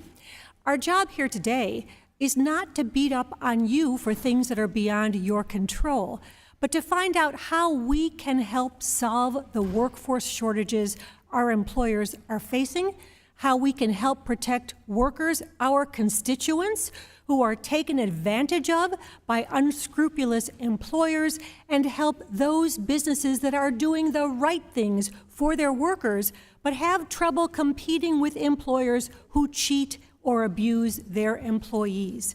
So I'd like to start by talking about wage theft.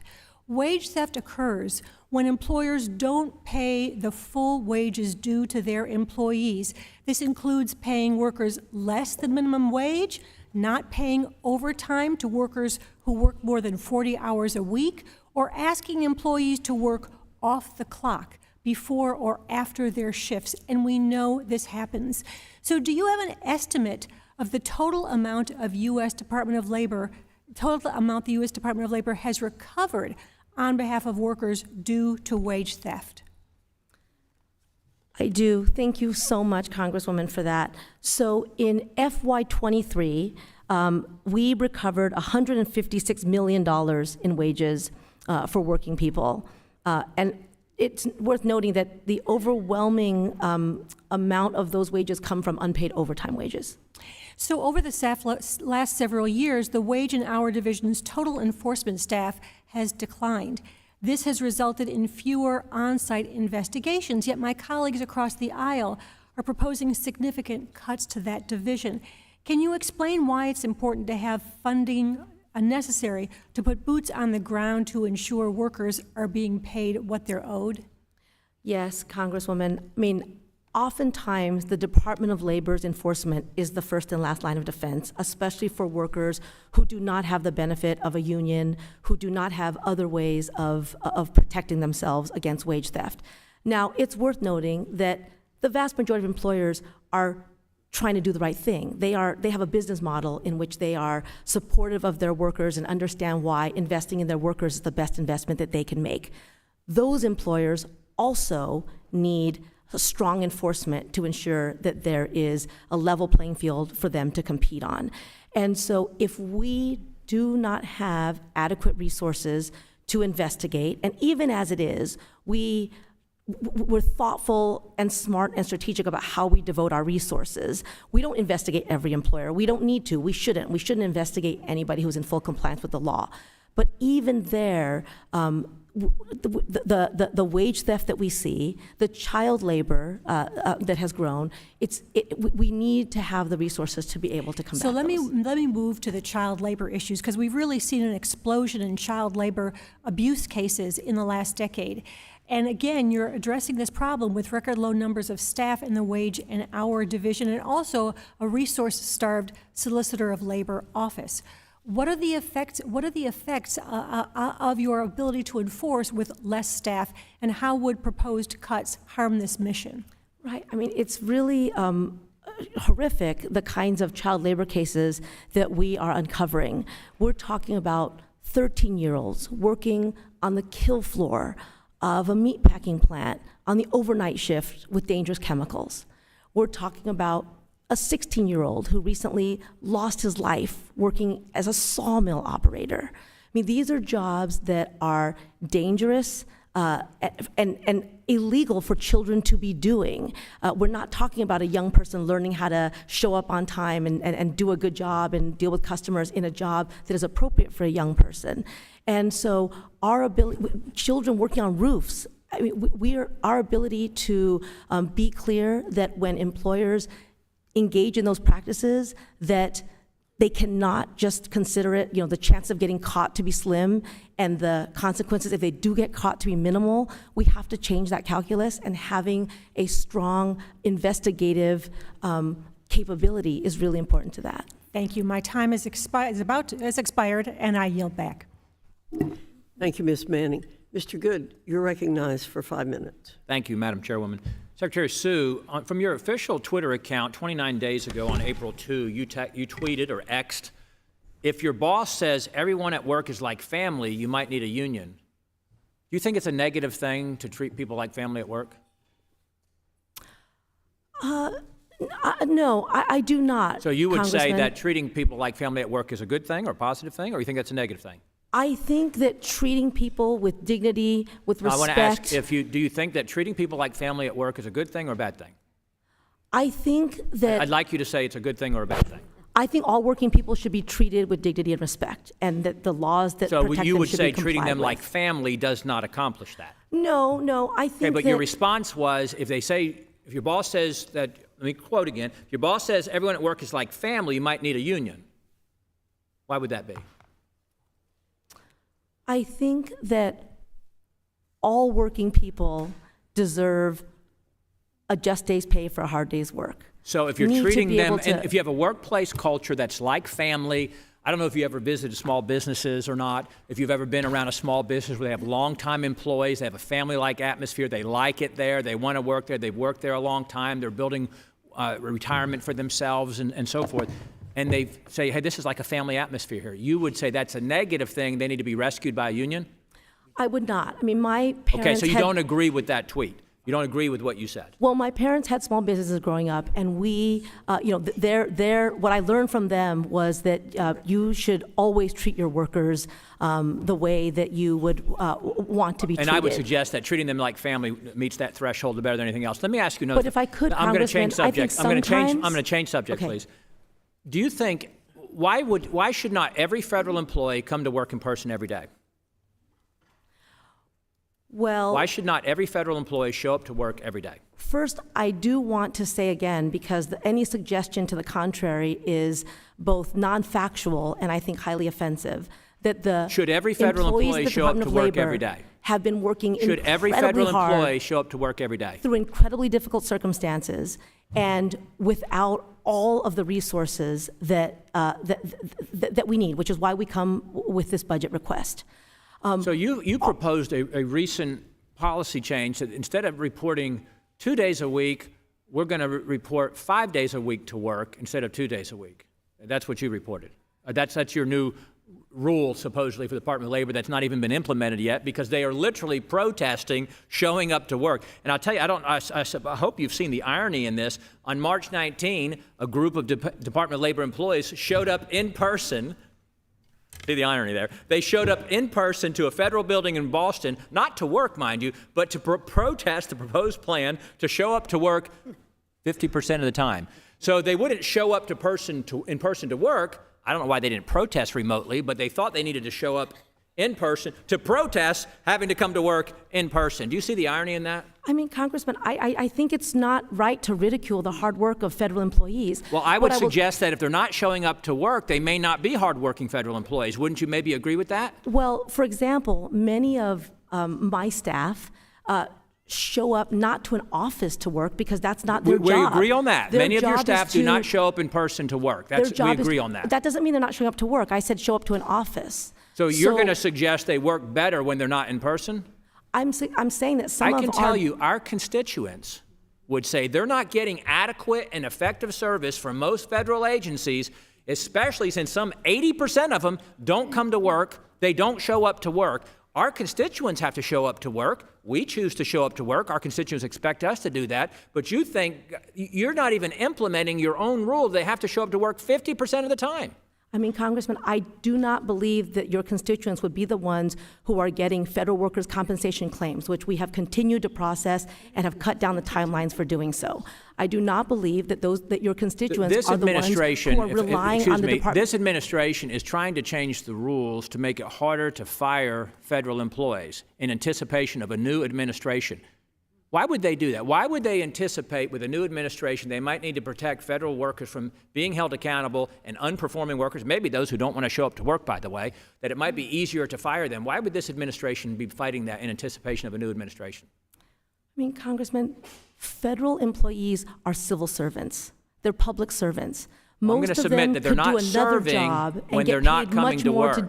They're not serving when they're not coming to work, and they're taking full advantage of 4-year-old COVID policies, I should say, and still not reporting to work every day. That's offensive to the people that they're supposed to serve. I yield back, Madam Chairman. The gentleman yields back. I'd like to enter into the record without objection a correction of a statement made by the acting secretary earlier that the labor force participation rate is at an all-time high. That is not correct. According to the BLS, the labor force participation rate for March 2024 was 62.7%. In the past 10 years, the labor force participation rate reached its highest level under the Trump administration at 63.3%. We will enter the appropriate charts into the record. And with that, I recognize Mr. Norcross for 5 minutes. Thank you, Madam Chairwoman, and Thank you to our witness for coming here today. It's great to have you. A couple of things I'd like to talk about, but let's start with, should a worker who has active COVID show up for work at the workplace? I don't think anybody who is sick and could get other people sick should show up to work, Congressman. Okay. Just for the record, there were many members that didn't come to work during the pandemic that voted remotely, and some of those are in this room. Maybe we should go back and try to get their pay back, because they didn't show up for work either, according to some people. But that's just my view. It's not just the ones who are serving us here in Washington, but I remember seeing many of them back home sitting in their homes saying they're working. So it's a little ironic that this is now a big issue, but let's switch to something a little bit more important, at least the way I look at it, is registered apprenticeship programs. I think they're incredibly important, and I would suggest one of the most successful federal workforce programs in the history of our country. 93% of those people who complete a registered program are employed upon completion. That's pretty good. Average wage is $77,000. Yet I continue to hear about these unregistered programs.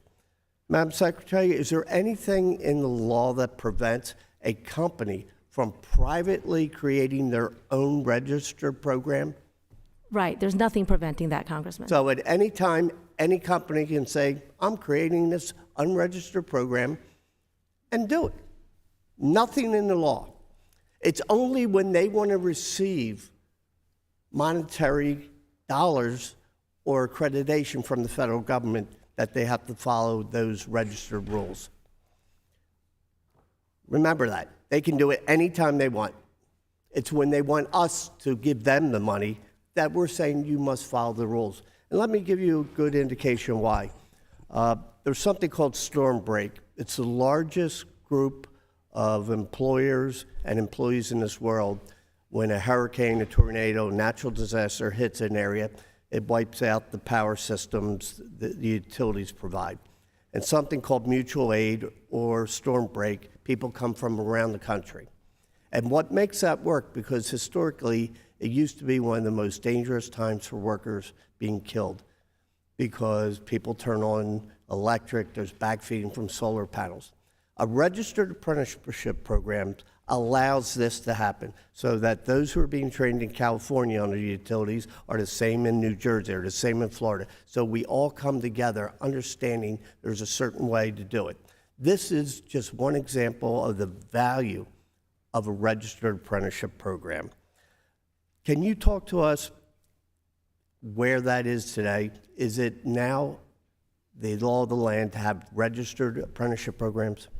So you are 100% right, Congressman, that employers can set up programs to train, to recruit, to retain, and call them apprenticeship programs as well. For me, what I see around the country in this moment is because of the jobs that are being created in communities all across America to rebuild roads and bridges, to make sure that every family has clean drinking water when they turn on the faucet, to make sure that every community has access to high-speed, reliable internet, to make sure that we're making investments in a clean energy and a future where everyone can breathe clean air. We are in a moment of tremendous job growth. And registered apprenticeship programs are helping to deliver the workers that are needed. And I talked about Mariah in my opening statement. It's not just having a worker fill a need, it's about a worker getting to do a job, getting to do it in a way that keeps themselves healthy and safe, that gets them, to learn a skill that they might not have had, and to start their job without debt and to continue to grow in that job and get what I hear from working people and people in apprenticeship programs all the time, a little bit of security, a little bit of what the president calls breathing room. Thank you. I yield back the balance of my time. The representative from Michigan, Ms. McCollum, is recognized for 5 minutes. Thank you, Mr. Chair, and thank you for being here today. I want to talk about the independent contractor rule. What is the goal of that rule or that piece of legislation? So, thank you for that question. I'm sorry? I said thank you for the question. The goal of the rule is, under the Fair Labor Standards Act, employees are entitled to a host of protections, minimum wage, overtime, and others. The definition of who is an employee is important because independent contractors don't have those protections and employees do. So what we were doing with the rule— But isn't that the choice of the employee? Well— So I'm still going back to, it, very simply put, what is the goal of the independent contractor rule? The goal of the rule was to restore decades' worth of interpretation about who is an independent contractor and who is an employee. And you think you're best suited to make that definition? Well, let me say, Congresswoman, I didn't make up the test. When I say it comes from decades then of I'm case still law— confused on what the goal of the rule is. It was— Where's the problem? Seems to me like we're trying to fix a problem that doesn't exist. Well, Congresswoman, misclassification is a real problem. Misclassification refers to— What is the problem? What is the problem? Because people have a choice. Oh, well— Am I not mistaken? I mean, here's an example. No, I'm not looking for an example. I'm looking for an answer. It's a problem if you are hired to do a job in which you should have all the protections of employee status. Then go and don't be an independent contractor. Choose an employer. You can either be a 1099 or you can be a W-2. That's your choice, right? If I don't want to be an independent contractor, is there a law out there that says I can only be an independent contractor? The answer to that, because I know you're going to give a 20-minute dissertation, is no. No, so I'll let be me ask brief, you this. Have Congresswoman. you I'll ever just been say a that— business owner? I'll be brief about this. I will just say that for the many workers who have come to us and said, I wasn't paid what I should have been paid, and I was called an independent but contractor— the confusion, stop, you're mixing apples and oranges. So I go and I'm an independent contractor. I know I'm an independent contractor. And then what's the problem? I mean, you know what you're doing. You're either an independent contractor or you're not. So what my biggest concern is, you haven't even been able to clearly articulate what the goal of that rule is. I mean, we talk in circles. Do you believe in capitalism? Yes, wonderful. Have you ever owned a business? I've said this before, and I'm sure I'm going to get cut off saying it now, but Good. I am the That daughter would be a yes or a of no. small business owners. So that's who great. had I'm small a businesses daughter when too. I was growing up. So okay, my this parents should had be a really easy laundromat. for you. Let's try this again. Let's try this again. Listen carefully. If you need to write a note down, that's fine. Have you— it is kind of comical when you're supposed to be the acting secretary and you can't answer a question. So I'm with you on the comedy. Unfortunately, it's not that comical because it's real life. So let's try it again. Have you— not the daughter, not the mother, not the sister, not the aunt— have you ever owned a business? Congresswoman, you asked me why the rule is important. Okay, let's try this again. So you're making a ton of money. You're making legislation for business owners. You're supposed to be in charge as the acting person, yet you can't answer a simple question. Amazing to me. Maybe we should just pay you more money and that would help you answer the question. I'm going to go back to the question again. Have you ever owned a business? Not a trick question. Congresswoman, there are working people in this country Yes. who do not I mean, choose this to be is the independent very reason why you contractors, can't get confirmed, but are called is independent because you can't contractors. answer a question, right? I'll even accept an I don't know. Have you ever owned a business? And yes, I'm Congresswoman. So have you ever owned a business? Working people in this country are entitled to basic protections under the federal law. It is our job as the So is Department of that Labor— yes, you have owned a business, or no, that's not? I mean, you are brilliant at answering a question that I didn't ask. And this is the very reason why you can't get confirmed in the Senate, because nobody trusts you, because you can't answer a simple question. If you're supposed to be in charge, I would think it's not too much to ask to be able to answer a question. And with that, my disappointment continues to grow, and your smugness continues to be very unacceptable. But you continue being acting secretary, making policies of which you know nothing about. And with that, I yield back.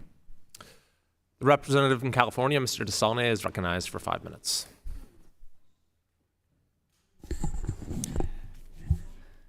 Madam Secretary, Julie, I'm very, very proud of you as a friend and a colleague for many years, and as a former business owner who's made lots of payrolls. As much as I admire people who own businesses, it's not discovering the cure to cancer. So in that regard, I did want to talk to you specifically about the work you're doing that helps small businesses. When we enforce labor laws, when we make sure our workforce is protected, and again, as somebody who's been in the restaurant business, and my success was directly related to my employees, and making sure that I respected them and they respected me as an owner and a manager.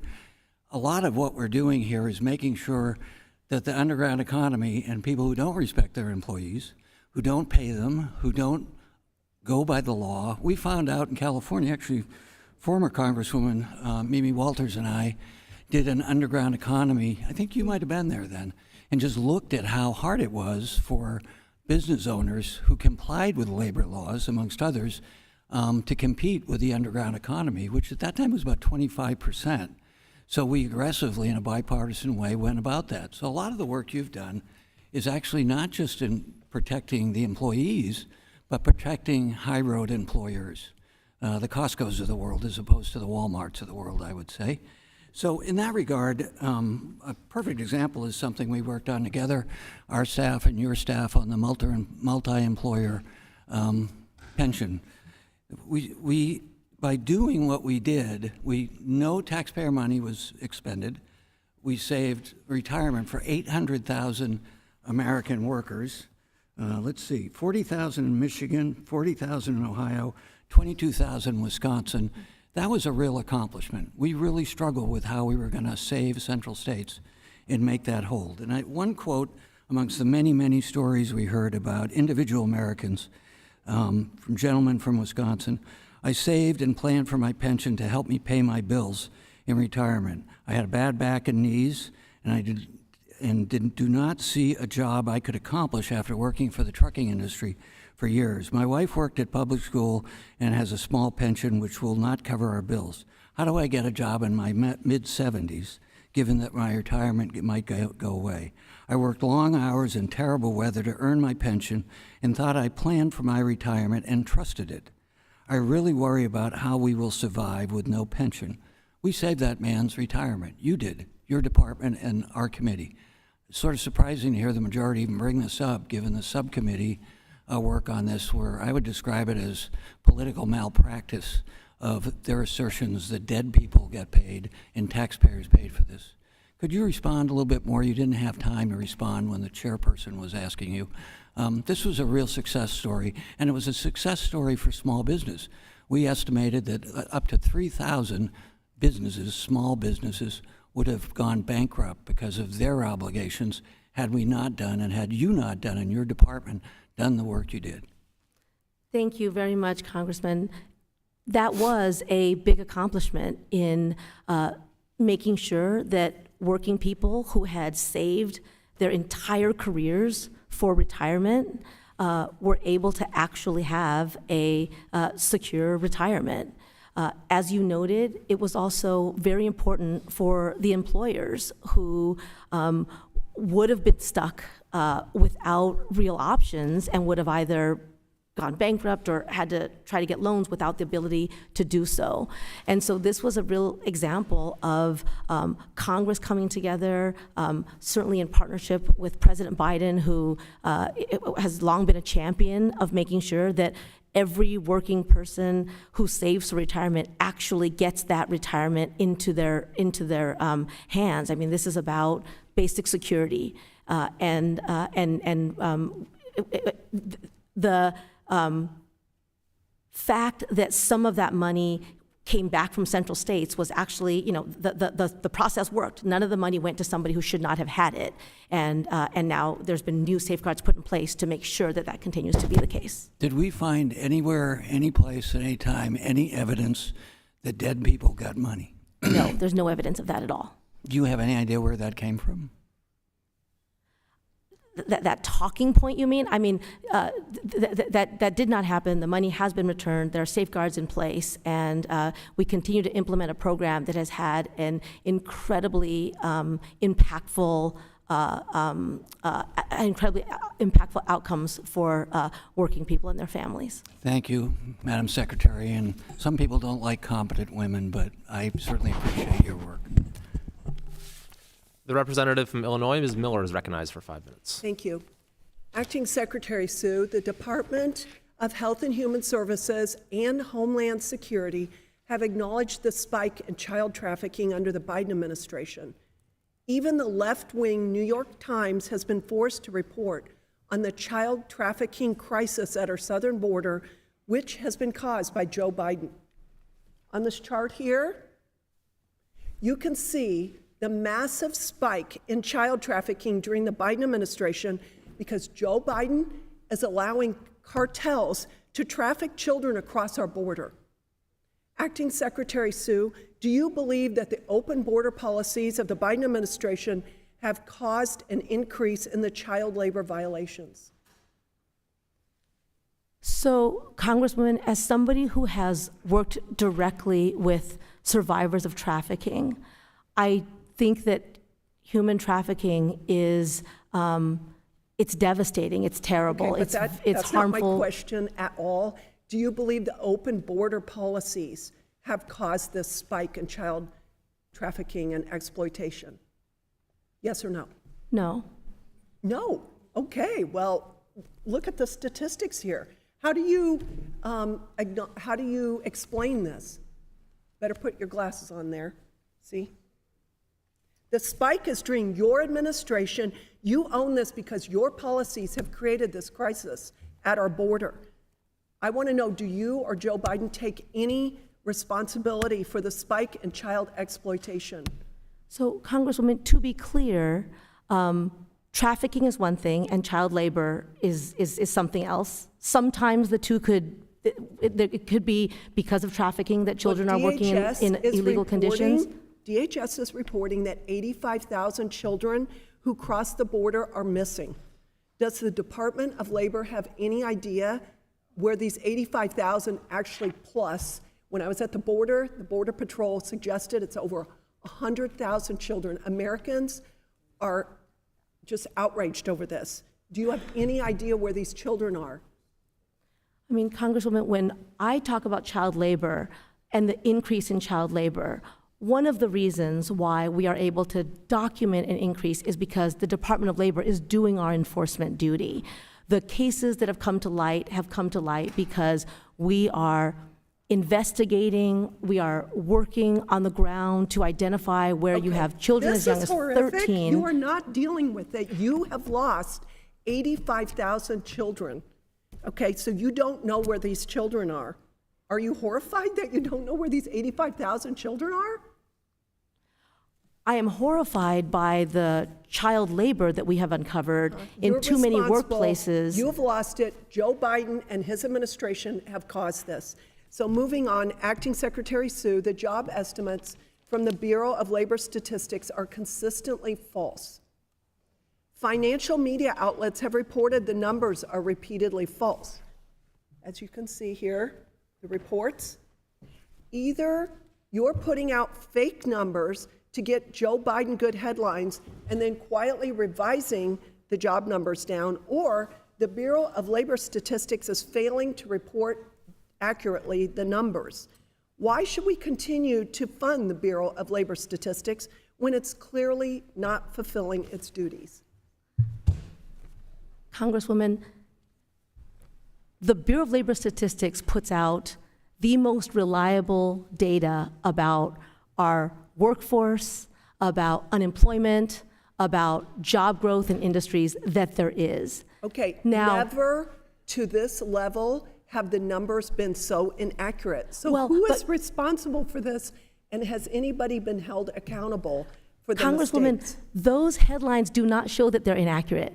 Those headlines demonstrate that part of the core of what BLS has always They're done wrong. is You're report. wrong. They're You're not wrong. constantly doing revisions. And We've Trump- always, the BLS has always done revisions, ma'am. The BLS does revisions as a matter of course. And the Never reason, to this level has it been so inaccurately reported. I mean- we have seen here today why you cannot continue to serve as acting secretary. You are allowing cartels to traffic children into child labor sweatshops and then losing track of them. You are wildly misreporting the jobs numbers and revising them down, which suggests either political motives or incompetence. You are violating the Constitution by remaining in office when the Senate has stated they would not confirm you. You should step down. Thank you, and I yield back. The representative from Connecticut, Ms. Hayes, is recognized for 5 minutes. Thank you. Welcome, Acting Secretary Sue. I would just like to state for the record that we have asked for multiple hearings on child labor on this committee. The Democrats have asked, and the majority has refused to do that. So I would welcome the conversation to have a real, honest discussion about what child labor looks like in this country and ways that we can address that as a problem. Thank you for being here. I jotted down a few things before I get to my questions. I just want to ask you very directly. Have you ever been an employee? have I ever been an employee? Yes, I have. Yes. Does the Department of Labor have any responsibility to workers, employees, if you will? Yes, we do. So the idea that only business owners should have any input in this space is completely flawed, because a majority of your job and the work that you do affects employees. Am I correct?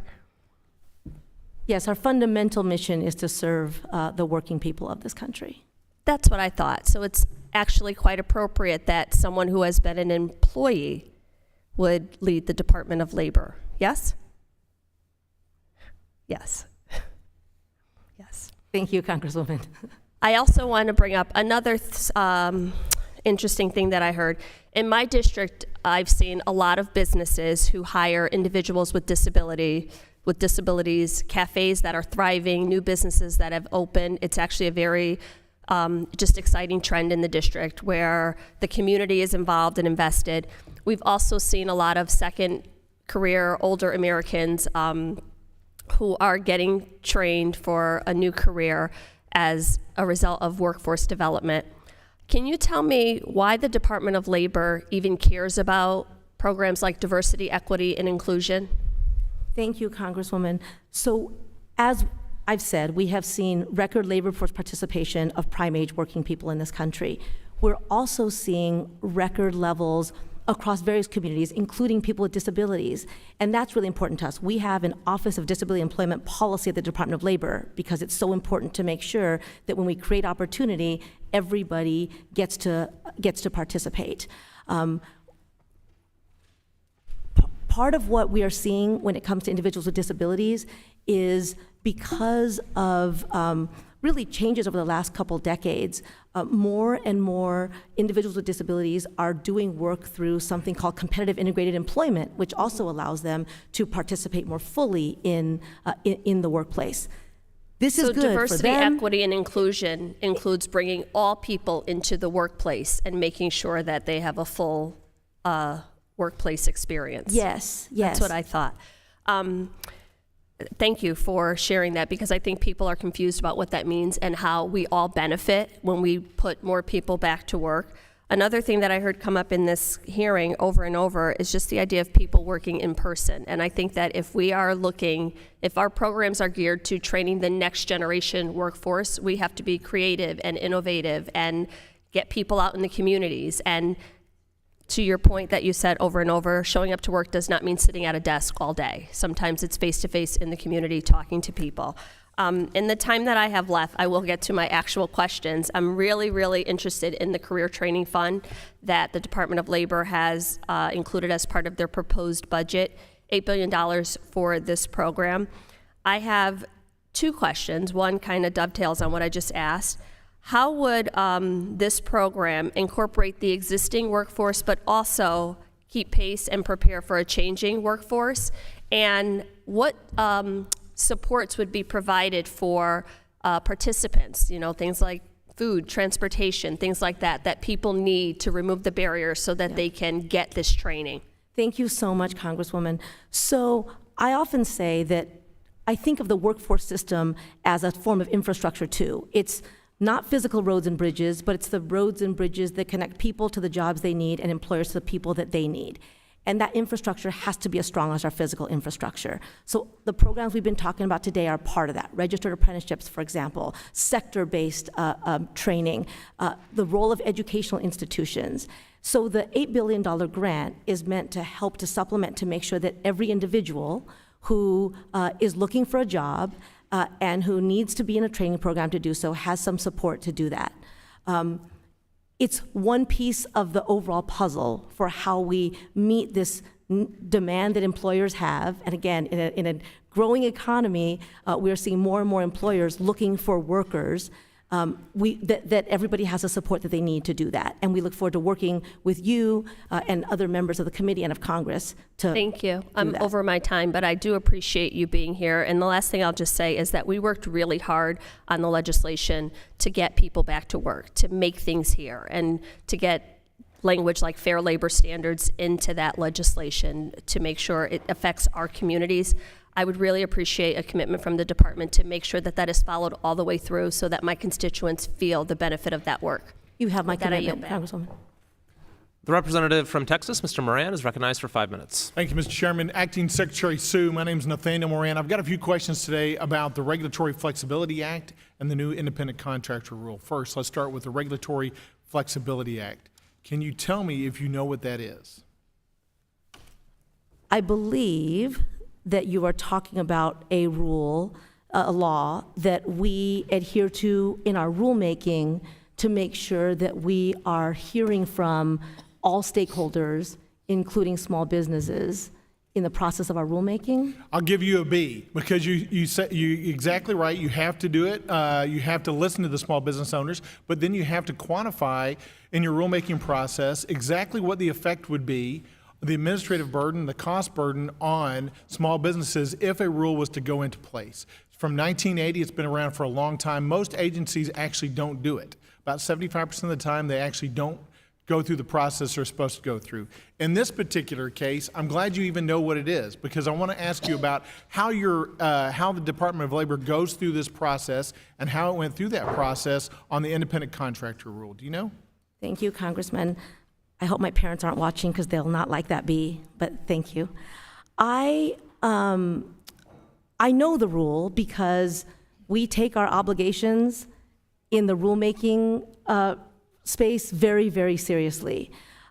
People often complain that we take too long to put out rules. All right, well, then I'm going to give you another grade. The grade for the department on this one is an F because the estimate on the rulemaking for the independent contractor rule said that the estimated compliance cost of the administrative burdens and the expenses to small businesses if the independent contractor rule were to go into place was, in your opinion, in the Department of Labor's opinion, a mere 30 minutes and less than $25 for a small business. Now, you and I know better than that because the proposed original rule was 200 pages. We know that it's going to take longer than 30 minutes just to at least read the proposal as we're going down that process.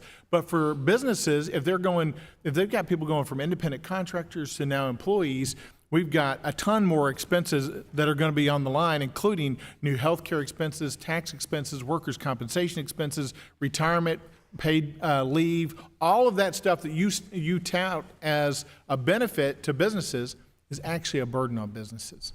Did you guys take that into account when you determined that it was going to be merely 30 minutes and less than $25 impact if the independent contractor rule went into place?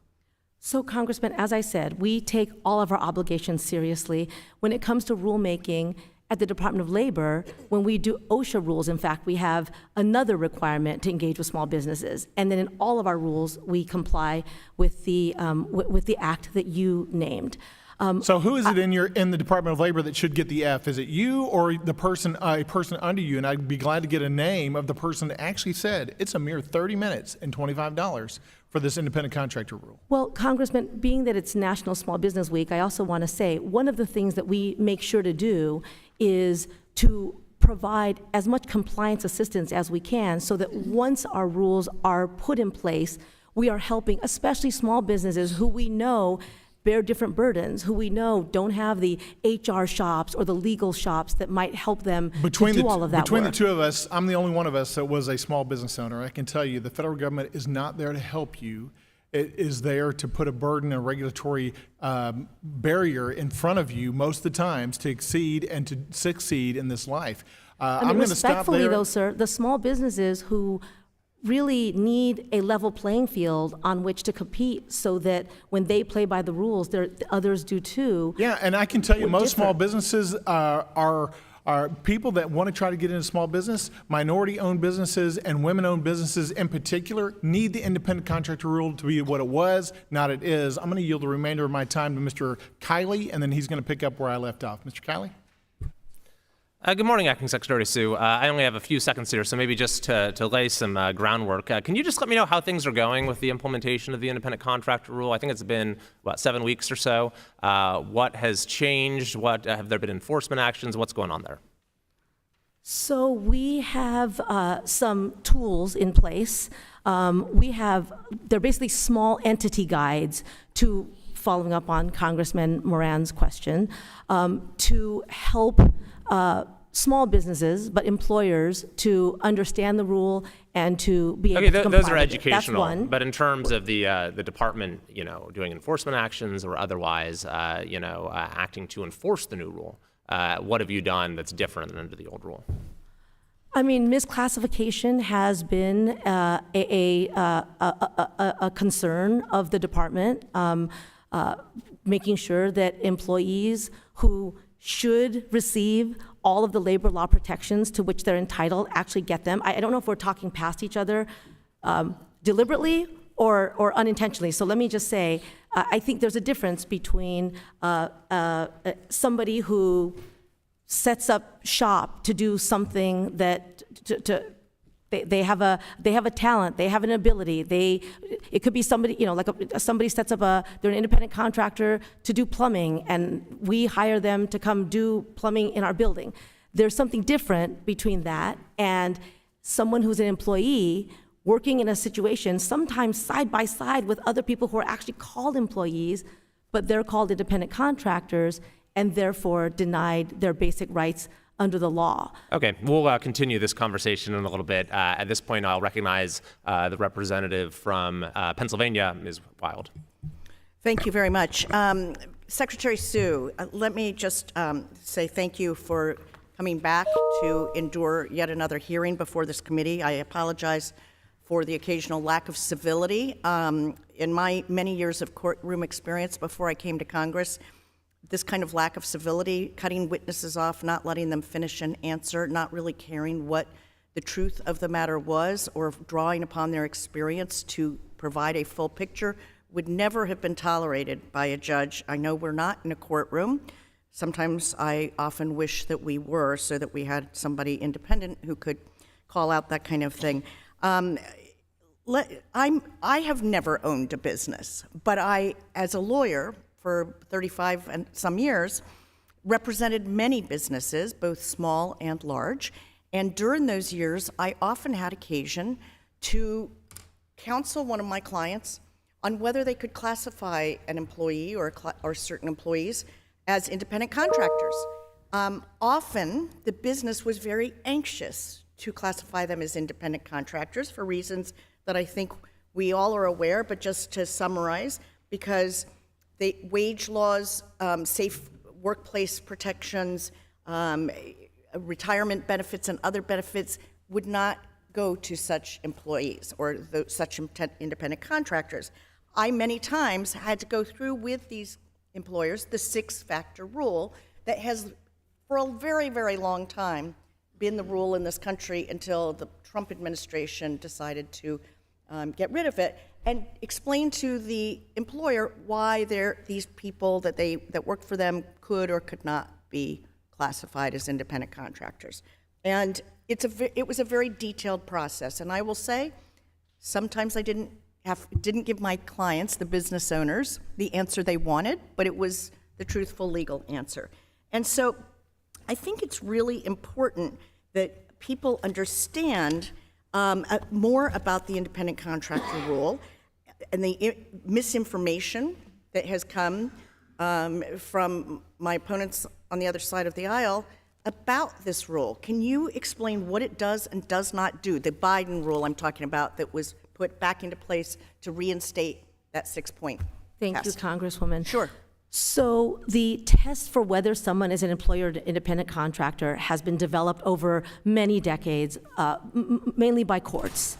And our rule takes the criteria that courts have put into place and makes them the rule under the Fair Labor Standards Act. That's what the rule is if you just look at the case law. As you mentioned, the last administration's rule was out of step with that case law, and so we have now restored it. I didn't make up the factors. My team did not make up the factors.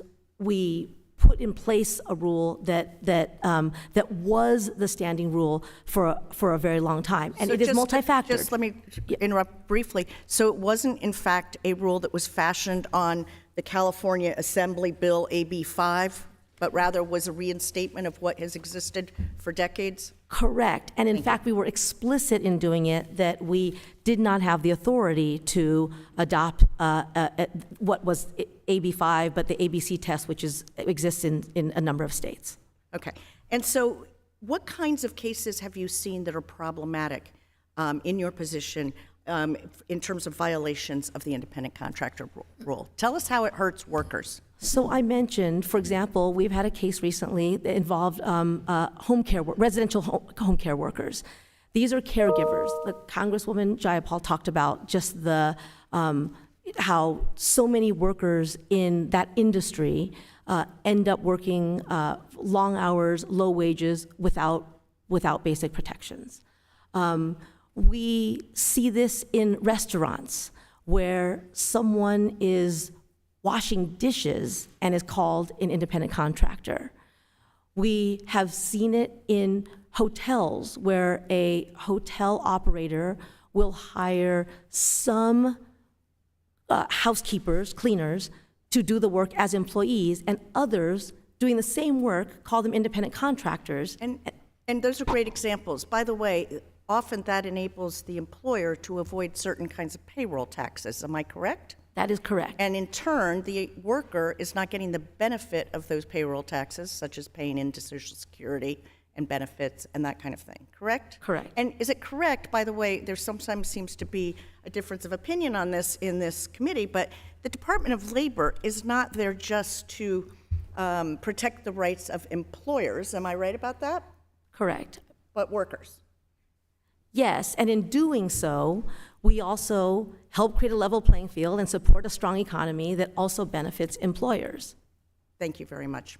I yield back. The representative from California, Ms. Steele, is recognized for 5 minutes. Thank you very much. I want to submit the record, this article from the San Bernardino Sun, published on April 6th, titled Julie Su Prepares to Forgive Herself for Julie Su's Mistakes. The article references guidance issued by the Department of Labor in December 2023 and potential for forgiveness of an estimated $30 billion in fraudulent pandemic unemployment benefit payments issued by California Economic Development Department. After looking at guidance from December regarding state finality laws, it appears that the DOL is in effect allowing states to sweep fraud under the rug and not pursue fraudsters and recoup the billions lost to them. This is what articles say. So, Acting Secretary Su, thank you very much for coming out today, because I've been really asking this to you directly, because this is very important hearing. And I want to request before I ask a question that provide this committee with a copy of February 2024 letter referenced in this article and any relevant correspondence between California EDD and DOL. Those Thank exhibits you. are submitted without objection. Thank you. Does DOL intend to forgive the nearly $30 billion in fraudulent payments that the California EDD paid out to fraudsters, scammers, and known international organized crime rings that occurred under you in California? Thank you, Congresswoman, for giving me a chance to address that. It is absolutely false that the guidance that the Department of Labor put out would forgive any fraud. So fraud is never okay. We do not condone it. We should not overlook it. And in fact, both our OIG and others have been trying to combat the fraud that was overwhelmingly paid in a program that was set up by Congress to address the pandemic that allowed for both automatic backdating and self-certification in its design. So the fraud is not acceptable, and we, the Department of Labor, certainly did not waive any kind of efforts to combat the fraud or to recover fraudulent payments. In fact, just recently, my Inspector General chased some funds all the way to another country in which fraudulent funds were used to purchase property, and we are now trying to seize that property in order to get the money back. We're serious about combating fraud. What the guidance did was, within the CARES Act, there is the ability to waive non-fraudulent overpayments that might have been made to individuals, working people who struggled through the pandemic like anybody else and got overpayments that were not their own fault. And so the waiver is So meant to— let me just ask you then, out of $30 billion from California, that how much is just overpayment, not fraud by those criminals? So how much are we talking about? It's a good question. I don't know the answer to that, ma'am, because after I left California, there was still work being done, and I think all states are still trying to assess exactly what happened during that period of time, but again, overwhelmingly in a program that was not typical unemployment insurance. It was I'll just reclaim my time, but thank you very much for your assuring us that you are not doing it because forgiving these fraudulent payments would appear to be a major conflict of interest.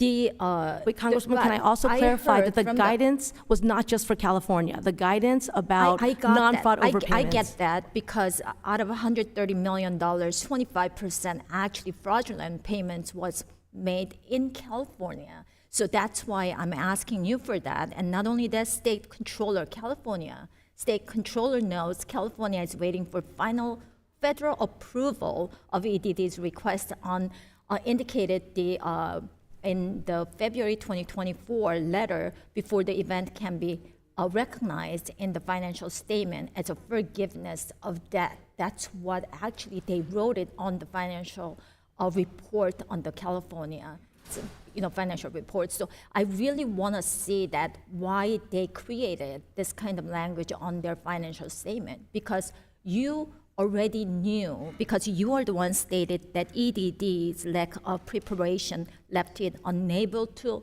manage. So you knew that when we were getting CARES Act money that, you know what, all these criminals, they might gonna take money. And then you already stated that California did not have enough security measures in the place when you were actually labor secretary in California. So you know what, this is actually under your watch that happened. If you are actually forgiving this fraudulent payments to California, it's not really acceptable. And I really thank you for your assuring us that you are not gonna do it. But you did it on AB 5. Actually, AB 5 is wiping out all the independent contractors, except the few industries that you said that you would not and could not to implement in the nationwide in United States, but you did it anyway on March 11th, that your department issued new rules. The gentlewoman's time has expired. So you know what, I really want to make sure that you are not forgiving this $30 billion out of California, that money went to all these criminal rings. So thank you. My time is up, and the representative I yield from back. Indiana, Mr. Mervan, is recognized for 5 minutes. Thank you, Acting Secretary Sue. Thank you for being here today to discuss the President's budget request for the upcoming fiscal year. After months of deliberation, Congress recently came to a consensus and passed the fiscal year 2024 budget, which I was proud to support on behalf of the workers and families of Northwest Indiana. Today, the committee has come together to discuss continued investment in these programs for the upcoming fiscal year. I would like to highlight the rule recently finalized by the Department to ensure fiduciary investment advice is provided in good faith across industries, including stakeholders representing retirees, public safety, educators, government employees, transit and airlines, the trades, and more. The retirement fiduciary rule has been widely supported. Recently, an estimation by the Council of Economic Advisors determined that conflicted advice could cost savers up to $5 billion a year. That is why I was proud to co-lead a letter with Congresswoman Capter in support of the retirement security rule. For people in my district and across the nation, deciding how to invest their retirement nest egg is the biggest financial decision they will have to make. For families planning their budgets around rising costs of living, passing up vacations, and going out to dinner so they can responsibly put money away for retirement, a devalued investment in their retirement is just not feasible. Can you explain how congressional action through the Congressional Review Act, for example, would negatively impact workers and their families? Thank you, Congressman. So, as you already said, the retirement security rule is meant to protect the retirement savings of hardworking Americans, to make sure that when you put away money throughout the time, throughout all your working years, that when you seek to invest that money, that the advice that you get is based on your best interests as the investor rather than on any financial benefit or the conflict of interest that might come to the advisor. Most people think that that's what they're getting anyway, but as you noted, there are studies that demonstrate that conflicted advice can be very costly to working people. And in fact, the study that you mentioned by the Council of Economic Advisors was just about one retirement product. It was only about fixed index annuities. And so this is just an area in which we want to make sure that working people, when their retirement savings are being invested and they go to someone for advice about that, that they can actually rely on that advice, maximizing their savings and giving them some real peace of mind in retirement.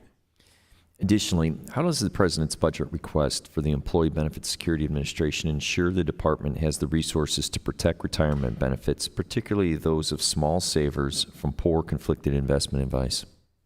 Well, thank you so much so the rule is important because it sets a standard. The budget request for our Employee Benefit Security Administration is so that we can enforce the law. And I'll just give two quick examples of what our EBSA does. In one example, we had a situation where a retiree had worked for 30 years, and at the end of his work life, he didn't get any of his retirement benefits. He became part of what is known as like a lost participant in a program. When we got involved, we were able to identify that he was entitled to that money, and he and his family got a significant lump sum payment and then payments going forward. So one of them is just making sure that people who save for retirement aren't lost in the system and actually get their benefits. And once we did that for one individual, it ended up being something that the employer and the plan sponsor did for others too. The second example I want to share is because EBSA also helps to make sure that people get the health benefits to which they're entitled. And we had a case recently where an individual needed a heart transplant, and his insurer, his employer-sponsored insurer, said it was not a necessary surgery. We got involved. We found that it was covered, and that man is alive today because of it. I haven't even talked about our work in the mental health space, but it's so important to enforce laws in order to make sure that they actually feel meaningful and real for working people in this country. I want to thank you for standing up for working men and women and for setting guidelines to make it a fair and level playing field. I thank you very much for your work. With that, I yield back. I'd like to play a quick video.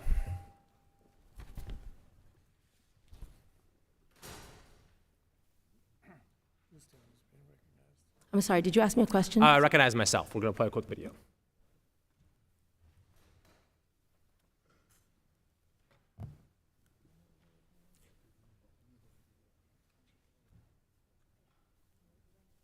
Do you support reclassifying independent contractors as employees against their will? For those workers that work in the gig economy, absolutely. That was with the chosen witness of the minority at a recent hearing, so Dr. Katie Wells of Georgetown. Do you agree with her? Do you support classifying independent contractors as employees against their will?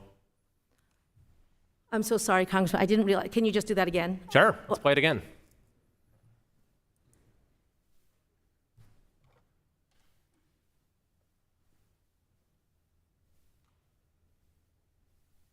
Do you support reclassifying independent contractors as employees against their will? For those workers that work in the gig economy, absolutely. Agree? Disagree? Well, Congressman, let me say, I do not agree that the acting Secretary of Labor has the authority to force any kind of classification against people's will. I will say that the laws of this country protect working people when they should be called employees and are misclassified as independent contractors. So when you say that you don't have the authority to do that against people's will, what do you mean? There's a new rule that you're going to go around enforcing that's going to change people's status, right? I mean, I'm sorry, I watched that very quickly. It sounded like your question was, do you support forcibly making people who are independent contractors in the gig economy into employees? Sure, and yes or no, do you support that? Well, what I'm saying is nothing that we are doing at the Department of Labor, including putting out a rule that restores the employee versus independent contractor rule to decades of case law, again, not criteria that I made up, not a test that I thought should be put in place that I wrote. It's based on decades of case law interpreting the Fair Labor Standards Act. And so nothing would do that, nothing about that would force someone into employee status against their will, correct? That's what you're saying. I don't, that's a different question from the first question that you asked, though. So not really. So if someone says, I want to be an independent contractor, that's good enough for you. You're not going to try to challenge that. Well, the law says, again, this is not just about what I think, the law says that what you call someone, even if, let's say, they've signed an agreement saying, like, let's say that's what you would use, right? They signed an agreement saying they're an independent contractor. Right. They signed an agreement saying they would get 1099s, that should be enough. The case law is clear that that is not sufficient to find that someone is an independent contractor. Okay, but you've just created a new rule that you are heavily involved in creating that received a lot of notice and comment, and you finalized it, you signed off on it. And so the question is whether under that rule, someone will be forcibly reclassified against their will. So let's take a concrete example. There's a group called Women in Motion. This is a group of truck drivers. Don't know if you've met with them. I'd really encourage you to. They're a great group, and they've told some stories. For example, we have Bambi. Is that Bambi behind me? Yes, it is. Who says that she likes to be an independent contractor. She's chosen to do so because I wanted to run my own business. I felt it was time for me to grow. And when asked how a ban on independent contracting would impact her life, she said it would be devastating. My family depends on my income and the flexibility that being an independent contractor provides. A ban or restriction would limit both of those. So can you assure Bambi, who is an owner-operator, a truck driver, that this new rule will not change her status? Well, Congressman, the outcome of applying the test really does depend on the facts of a particular circumstance. Okay, but she's an independent owner-operator, a truck driver. There's a lot of do you know how many of those people there are, by the way, in the country? Independent contractors who are truck drivers? Well, I understand that. I understand what you're saying. How many are there? Do you know? I don't know the answer to that. Okay, there's about 350,000, I believe. So just take your standard, typical example. Bambi, can you assure her that you're not going to come after her and tell her that she's got to run her business differently now? Can you assure her of that? So, Congressman, the purpose of having a rule and a test is so that we can make sure that working people who should be entitled to the protections of the Fair Labor Standards Act get them. That is not inconsistent with the ability of bona fide independent contractors to operate. Okay, I'm asking you a simple profit. question about this particular person.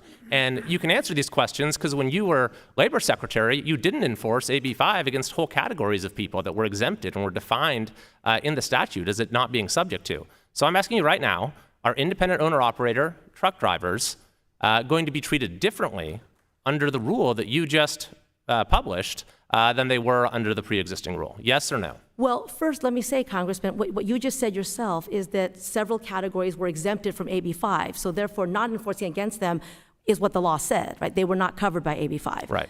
The point you're making and saying it's simple, I'm telling you it's not simple because you have to apply the facts of a case to the law. You're missing the point. At the point at which in a statute you could say this whole category, this whole profession is exempt from the law, that was not a fact-dependent determination. And so I'm asking, this particular profession, truck drivers, independent owner-operators, hundreds of thousands of them that are vital to our supply chain, can you give us an answer right now as to how they will be treated under this new rule? Well, our new rule does not have entire exemptions for entire industries. That's not what the case law says. And so we were following both the plain language of the Fair Labor Standards Act and the cases that have interpreted it. That is what is within my authority to do, and that is what the final rule does. Ms. McBath from Georgia is recognized for 5 minutes. Thank you so much, Mr. Chair, and thank you so much, Secretary Sue, for taking the time to be with us here today. And I have read your remarks. I've read your testimony. And by every measure, the economy under yours and President Biden's leadership is doing quite well, despite what others would have us believe. It's doing quite well. We continue to see a strong job market with record low unemployment, but there's more than this that can be done to ensure that, of course, every American has access to the opportunities that will lead them to highly skilled and quality careers and enable them to provide a good life for themselves and for their families. And almost all of the good-paying jobs in our economy actually require some sort of post-secondary credential or education. And that could be an apprenticeship, a short-term training program, or a 2 or 4 year degree program and higher. However, most Americans in the labor force have either some college education or actually less, and like a high school diploma or maybe even equivalent. Despite most Americans not having a college degree, the federal government still only spends a fraction on workforce development programs compared to what is spent on traditional higher education programs, as you can actually see behind me. We spend 5, 10, or even 20 times more in any given year on our university system than we do actually on employment and training services. So the fact of the matter is that you do not have to have a college degree to be successful, although it certainly helps, but it's not the only path to a good-paying job. But that's not the message that we're sending to these vastly different funding levels. Shouldn't we be meeting our students where they are and provide support for these necessary training programs? It's a disservice to our students and our employers, as shown by the huge amounts of college debt and workforce shortages that we see across the country. This failure to invest in our workforce is just not leaving working families and businesses behind. It is risking our competitive advantage on the world stage globally. As you can see here, we spend drastically less on these efforts than our allies in other comparable countries around the world. The U.S. spends just 0.04% of our GDP on workforce training and employment programs. America should lead, but that is unfortunately not possible when we habitually underfund our workforce programs. Secretary Sue, can you talk about how important it is for us to fully fund these efforts and expand upon the work that you have done on apprenticeships and other non-traditional workforce development programs?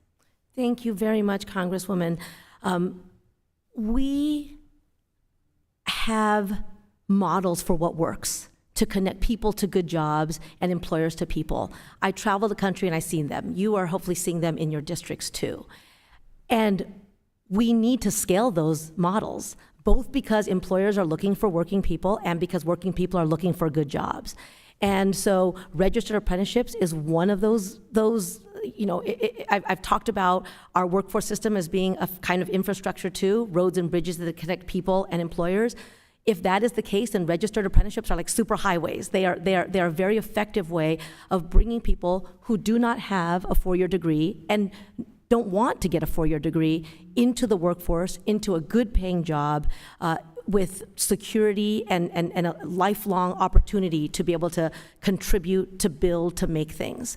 And so our budget request is really about making sure that we take things that we know can be done to fulfill employer needs and to make opportunity broadly available and double down on those investments. And those investments are good for everybody. I mean, they're good for people of all races, from every community, because the desire for people to be in a good job that will change their lives is something that I know you see in your district and I see everywhere I go. Mm-hmm. Well, thank you for that, because as you and I discussed, the new nature of work is what we have now, in particular coming through COVID. And so workers now are caregivers. They are themselves looking for education. They're working. So we have to make sure that we are able to address all of the needs that they have, specifically in being able to find the educational resources they need, but more importantly, that they deserve. And thank you for your testimony. Thank you. The representative from Florida, Mr. Bean, is recognized for 5 minutes. Thank you very much, Mr. Chairman. Good afternoon to you, Committee. Acting Secretary Sue, welcome. We're glad to have you here. How long have you been the acting secretary? I'm not going to necessarily get this exactly right, the date, but I believe I was nominated in March of last year. Okay. Is that like March of last year? That would be 13 months. Would that be accurate? About that? Yeah, about 13 months. Congratulations. I think you've set a record. My team says that you're the longest serving acting secretary that we've had in quite some time. How long do you plan to stay without being confirmed? You've been nominated twice. So, Congressman, I came to the administration as the Deputy Secretary of Labor. I was confirmed for that job in 2021. When my predecessor left, I became the acting secretary through the regular statutes that govern succession. How long do you plan to, is it okay for somebody to serve in the capacity Article 2, Section 2 of the Constitution? Our founding fathers said, there should be advise and consent, that secretaries should be confirmed. And so my question is, how long do you plan to stay if you're not confirmed? Well, I was very honored to be nominated by the president. I'm with you on that. It's a big deal. secretary. It's a big deal where I am, where it's a big deal. But how long are you planning to stay? Our statutes, and I believe this was already mentioned by the ranking member. You don't know? No, they indicate you have an that idea I'm of how long legally you're going to stay. serving in the position. In fact, the reason why we have a GAO opinion about that is because So this you would body say asked, I then, believe. you would say So- people can stay as long, secretaries can stay as long as they want, as long as they have a ruling, they can stay without being confirmed? Is that what I'm hearing? No, I said I was confirmed as a deputy secretary in I'm with you. 2021. But no, I was asking about Yes. your acting secretary. You're no longer the deputy. You're the person. You're the person in charge. And our Constitution says you're to be confirmed. You're not confirmed. How long you staying? So when my predecessor left, I became the acting secretary. Would you legally. say it's okay then by saying you're not leaving? You're saying future secretaries or the next administration, we don't even have to worry about the Constitution. We can just stay as long as you want. Are you saying that, Acting Secretary Sue? Absolutely, that is not what I'm saying. But this question about whether I'm legally serving has been asked and answered, and thank you for being the body that asked. Yeah, I'm just saying, but you haven't really answered it. But here's the next question. I don't know. That you see the precedent. It's the Sue loophole if you stay forever without getting confirmed. Well, it's not a loophole at all, sir.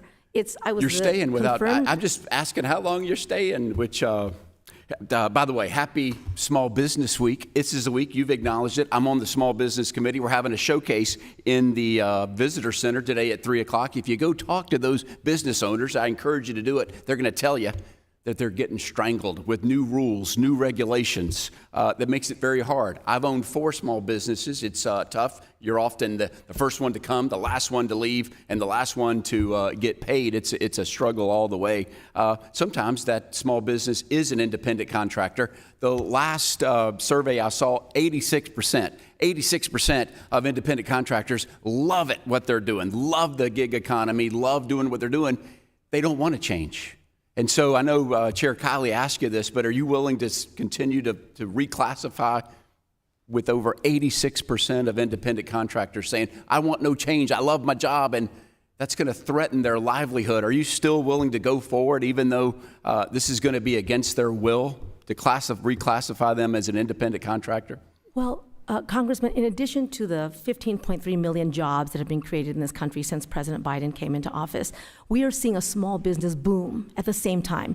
I don't know the exact number. It's over 15 million small business applications. They don't want to lose their jobs. jobs. They don't want to lose their job. California did something very similar. AB 5 in California. They had to exempt over 100 professions because it was going to be a disaster. Are we prepared that this could be a disaster and people lose their jobs? Finally, let me ask you this. You believe, as do I, people should have choice in their health care, to quality health care. Would you agree with that? Yes, I believe people should have quality health care. I would too. I would agree that they should have quality health care. But let me tell you what you and DOL did. The previous administration published a rule to allow those gig economy workers, the independent contractors. Their rule allowed independent contractors to join the employer's health plan. CBO projected 400,000 people are now getting their health care through this rule. But yet what you did, your agency just did a rule that's finalized this week, reversing that and essentially kicking off 400,000 people that get their health care from their employer. And that rule changed that. So we've just kicked 400,000 people off. I am bummed out about that. And my time's expired. I yield back, Mr. Chairman. Thank you so much. The representative from Florida, Ms. Wilson, is recognized for 5 minutes.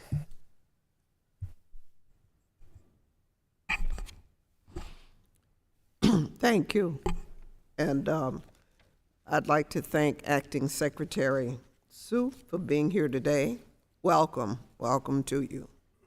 Jobs, jobs, jobs has always been my mantra, and our economy added 303,000 jobs in March, and the unemployment rate tricked down to 3.8%. The jobless rate has been below 4% for 26 months in a row, the longest stretch in more than 50 years. Am I correct that these numbers are right and they're night and day compared to what occurred during the Trump administration? Can you talk about the economy that the Biden administration inherited and the policies that congressional Democrats and President Biden implemented to turn things around? I think people are forgetting where we were and how far we have come. Thank you, Congresswoman.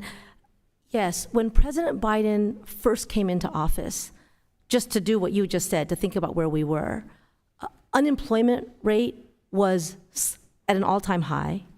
The pandemic was raging. People didn't know if they were going to be able to get toilet paper or baby formula when they needed it. And today, we have seen 15.3 million jobs created. We've seen an unemployment rate less than 4% for the longest stretch since the 1970s. Labor force participation rate is strong. Real wages, especially for low and middle income Americans, are up, meaning that it has outpaced inflation, which translate into more money into working people's pockets. And we are in the midst of delivering historic investments in our nation's infrastructure, in manufacturing, in clean energy, in bringing industries back to the United States so that working people can have good jobs and good union jobs right here in the United States. And it's important to also note that none of this was promised. In fact, most people, even as it was happening, kept saying that it was impossible or that it was going to it was too hot, it was going to crash, or that the recession was coming. And I think it's important to just acknowledge that while we still have work to do, and we need to continue to do it, and we know that working people still need more support, and that is partly reflected in our budget, that the recovery that we have seen would not have been possible without strong leadership, good economic policies, investing in working people, and in really trying to expand opportunity to all Americans. Well, thank you. Thank you so much. We need that. We need to know. Secretary Sue, 86% of public school districts reported challenges hiring teachers this year.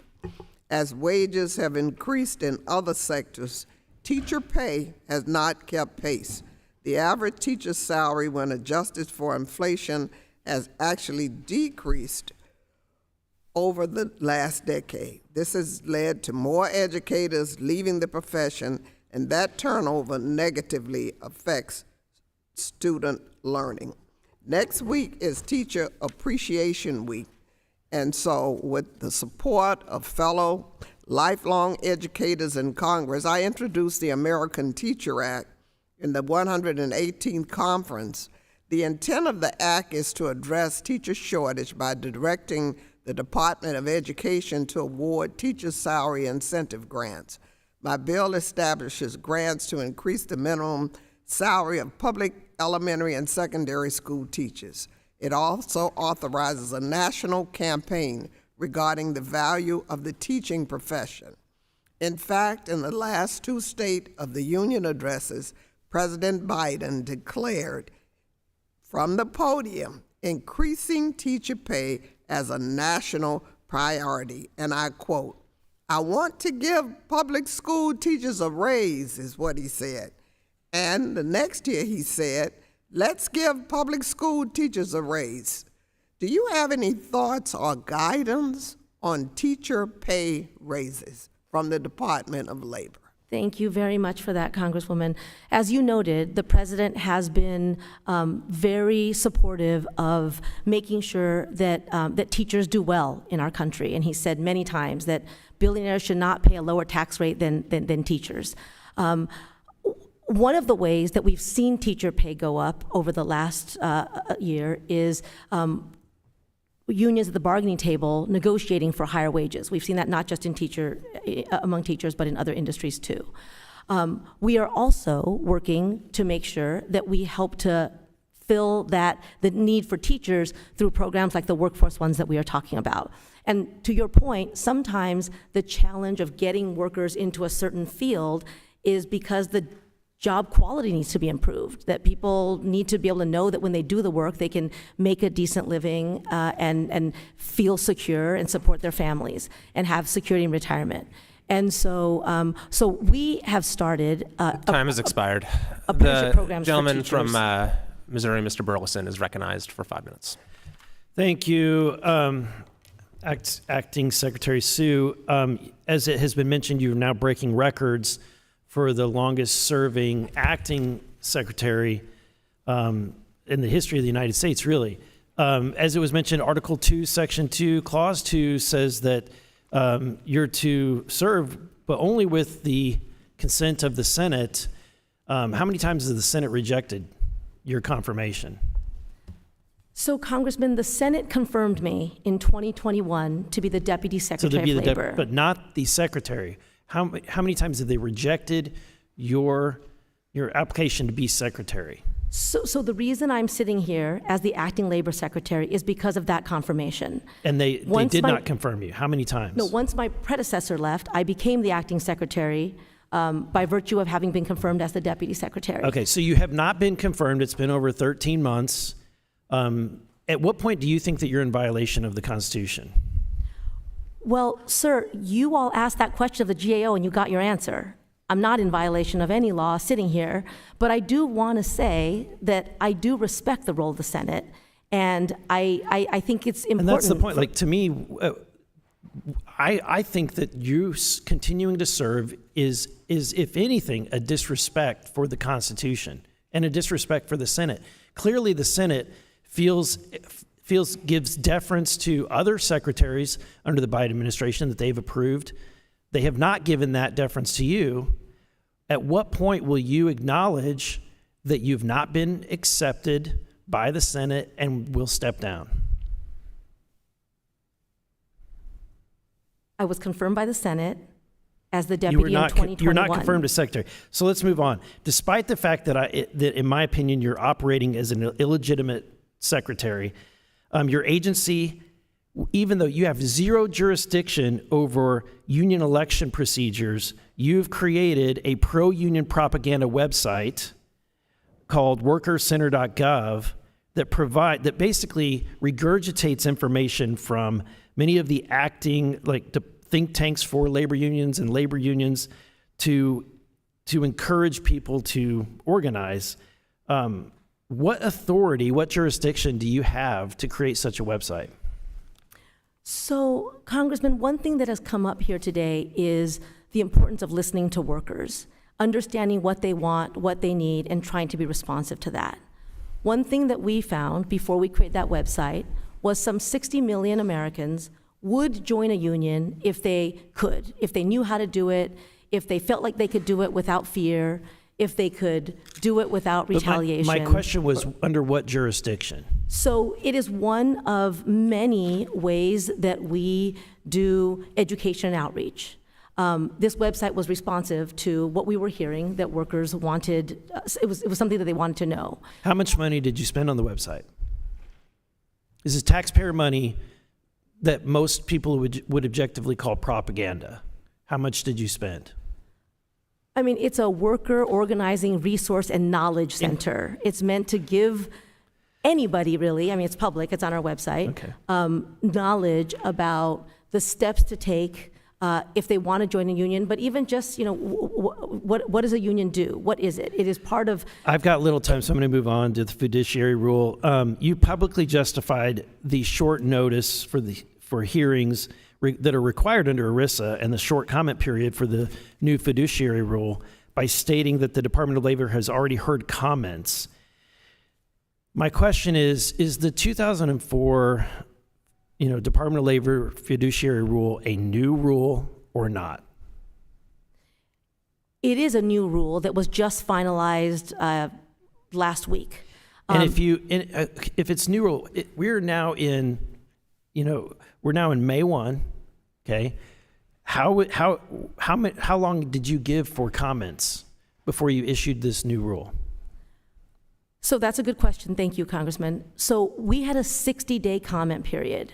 That comment period is quite standard, not just for the Department of Labor, but also for other agencies. And during that comment period, we held 2 public hearings. Did you get input from the National Association of Insurance Commissioners?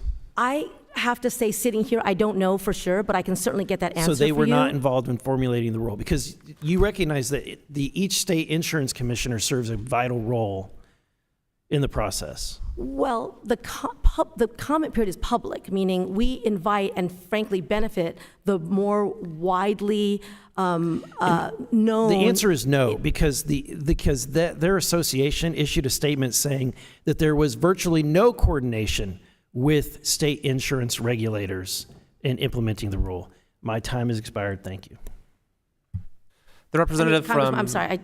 Sorry. We are out of time. The representative from Minnesota, Ms. Omar, is recognized for 5 minutes.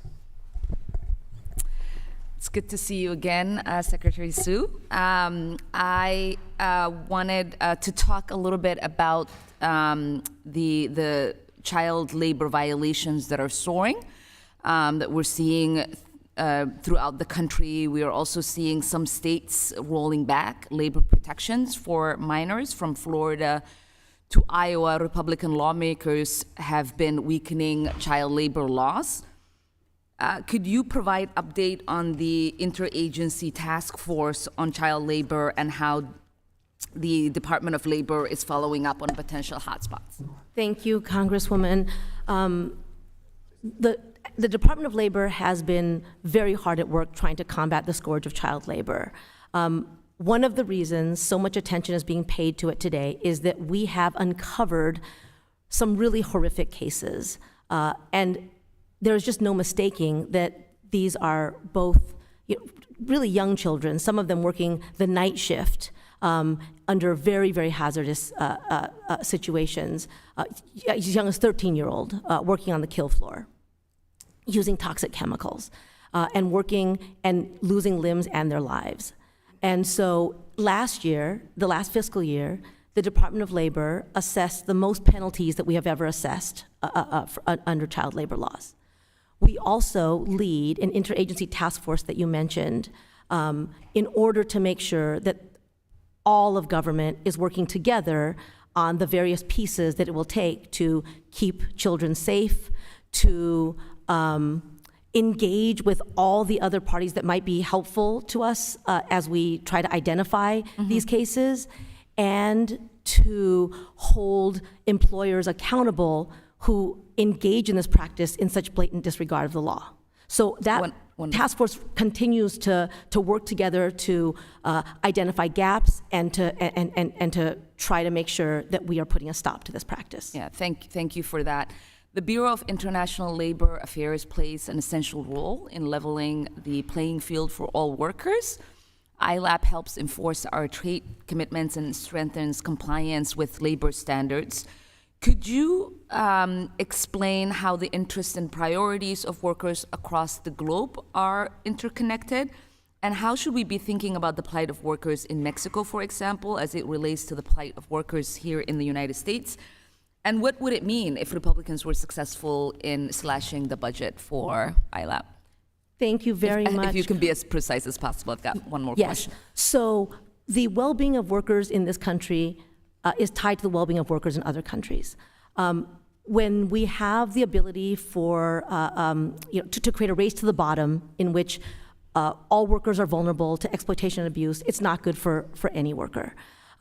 Through our iLab, we both produce reports and advocate to make sure that, for example, prohibitions against goods made through forced labor from coming into this country are enforced. We work closely with our partners at the Department of Homeland Security on that.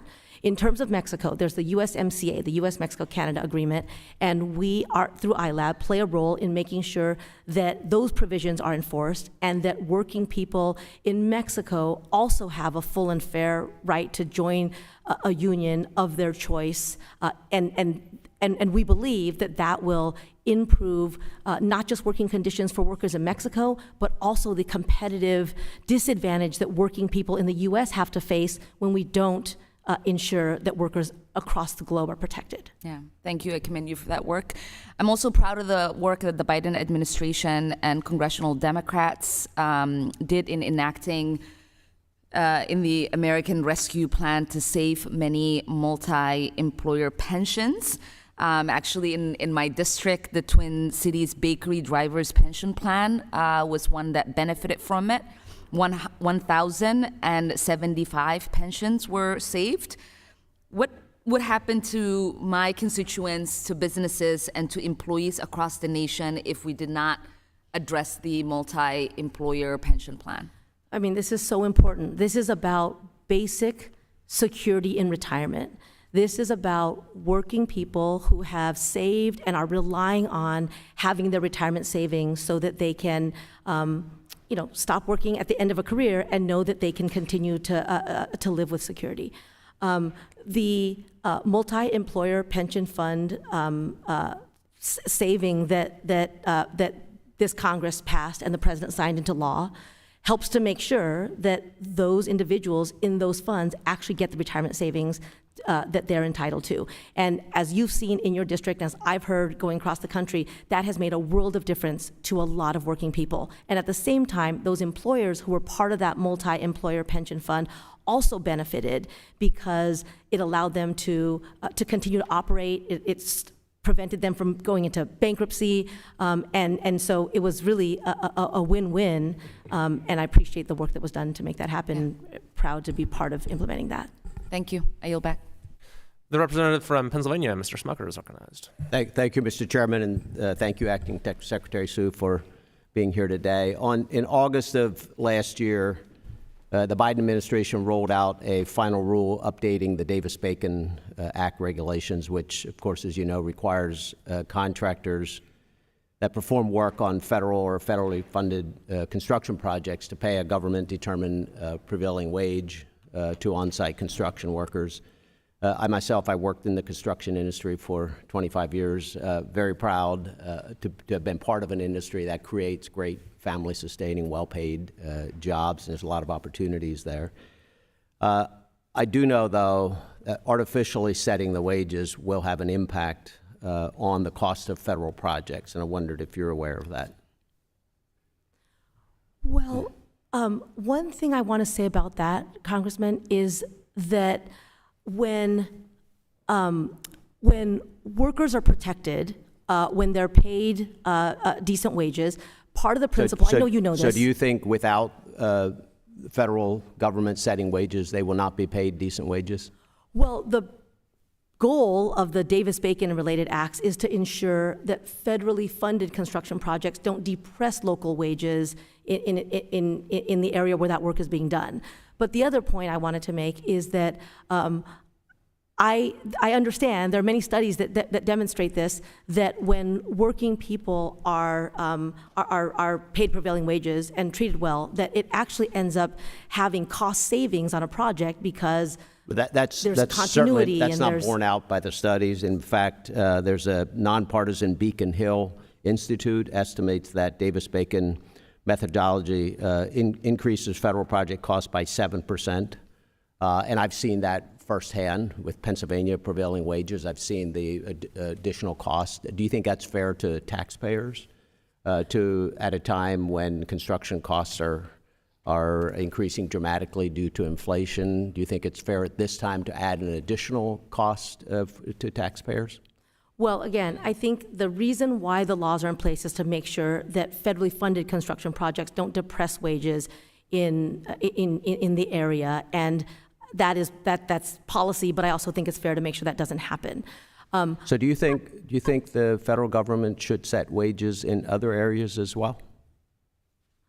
Well, my role as the acting labor secretary is to enforce provisions that Congress passes. So we have a federal minimum wage. We have prevailing wages. This update did not come from Congress. In fact, we oppose it. We sent a letter. I sent a letter with Chairwoman Fox opposing this change specifically because it will increase federal costs. So this is not Congress that has done this. This has come directly from the Biden administration. Well, so the rule was a Department of Labor rule, but the basic principle that federally funded construction projects should be set at a prevailing wage so that it does not have a negative effect on the wages in that area is part of the Davis-Bacon and related acts of Congress. So why should the government set construction wages but not nurses' wages, for instance? Right. So I think that is a question for Congress. I mean, if you set nurses' wages at something, I would be enforcing those wages as well. I think. Do you think the federal government should set wages in other sectors other than construction? I think a basic wage floor beneath which nobody should be forced to live and work is incredibly important. But that's not what Davis-Bacon is. This is not a minimum wage. This is literally having the federal government abandon free market principles and set wages at some level. That's what this is. This is a minimum wage. I do want a very quick question on apprenticeships as well. I know others have been talking about this. You've said you want to cooperate with states. I just want to put in the record that many states, not in a bipartisan manner, have talked about these new regulations. For instance, Michigan, this is a quote, said the new regulations and requirements will be an added formidable burden to employees. Connecticut said the rule would, quote, have a chilling effect on employers entering apprenticeships. Your home state of California said the rule does not clearly demonstrate the evidence and value of adding another component to a current CTE structure that can accomplish many of the same intents without new constricting federal rules. So I just want to express my concern, but also the concerns of many states where we will see less individuals involved in apprenticeship programs. I think you and I do agree that apprenticeships are a very great career path to a great job and to a great career. but these regulations will not help to allow more people to enter. It'll have the opposite effect. And I'm out of time. Thank you, Mr. Chairman. The representative from New Mexico, Ms. Legra Fernandez, is recognized for 5 minutes. Thank you. And thank you so much, Acting Secretary Sue. I want to begin with an apology for the disrespectful behavior by some of my colleagues. Rather than allowing you the opportunity to provide substantive answers to their questions, you've been interrupted numerous times. I also want to clarify, the Senate has never rejected your nomination. In fact, your nomination as Deputy Secretary was passed, and your nomination as Secretary was passed out of the appropriate committee. The fact that you have stood with workers and workers' families should be something that we all celebrate, because that is indeed in your job description. And we appreciate it. I know that the workers and the workers' families in my district and in my state appreciate it. I want to also thank you for doing a great summary in response to some of the earlier questions about how far our economy has grown, how many jobs we've added in the last 4 years, especially when you answer the question, are we better off today than we were 4 years ago? 4 years ago was dark under former President Trump, right? People were unemployed. They were worried about losing their apartments. As you pointed out, you couldn't buy toilet paper, right? It was scary. It was dark. And because of the investments that were done, we have come out of that. But there is a lot more work to do, especially in rural areas that I represent. We know that education, skills, apprenticeships, those make a big difference in securing better paying jobs. And you need the better paying job if you're going to fight the inflation that has been, let's be honest about it, fueled by greedy corporations who record profits are basically on the backs of consumers. Let's be honest about where inflation comes through. And there's some great Federal Reserve articles about that. But these certification courses that are really important, I think, for apprentices and other ones, they don't always apply in rural areas. In my district, an aspiring welder or commercial driver would have to drive 3 hours round trip to get to some of these federally funded training programs. So I want to see if you can talk about expanding the Department of Labor Force's Workforce Opportunity for Rural Communities initiative so that we can start granting those funds in Western rural communities. On a bipartisan basis, right? Well, the rest is checkerboard, blue, red. We need to get that funding out there. How do you see how that would make a difference if we moved it to the West in rural communities? Thank you, Congresswoman. And yes, the workforce opportunities in rural communities is something that that we wanted to do in order to make sure that we are really achieving equity, that every community is seeing benefits from the investments that are being made. And we are now, I think, on the 5th round of those investments. And being able to expand them will only allow us to further reach individuals, families, communities who have been left out for far too long. It's an important time to do it as well, because part of President Biden's vision is that we invest in every single community. So for example, when we build, make sure that there's reliable, high-speed broadband in every community, the ability of people who live in that community to actually work on those jobs is really, really significant. And so our Workforce Opportunities in Rural Communities grant helps to make sure that can happen. Congresswoman, if I could also just mention, because you were here and the Congresswoman Wilson just left, but you both have youth build grants as well that we just announced in your districts. And that's another way that we supplement the workforce programs to make sure that we're reaching all communities, and that one's obviously, as you know. I have an appropriations letter where hopefully we'll start seeing some of these programs in my district. I want to quickly turn to something else that both New Mexico and other places like Arkansas and Missouri, the arts and recreation, the creative sector really makes a difference, about $1 trillion to the economy. I want to have the Department of Labor work with us to explore how federal workforce development programs, such as apprenticeships, can better serve non-traditional sectors like the arts, like outdoor recreation, We just passed the Explore Act on the floor of the House, led by Chairman Westerman, my Republican colleague from Arkansas.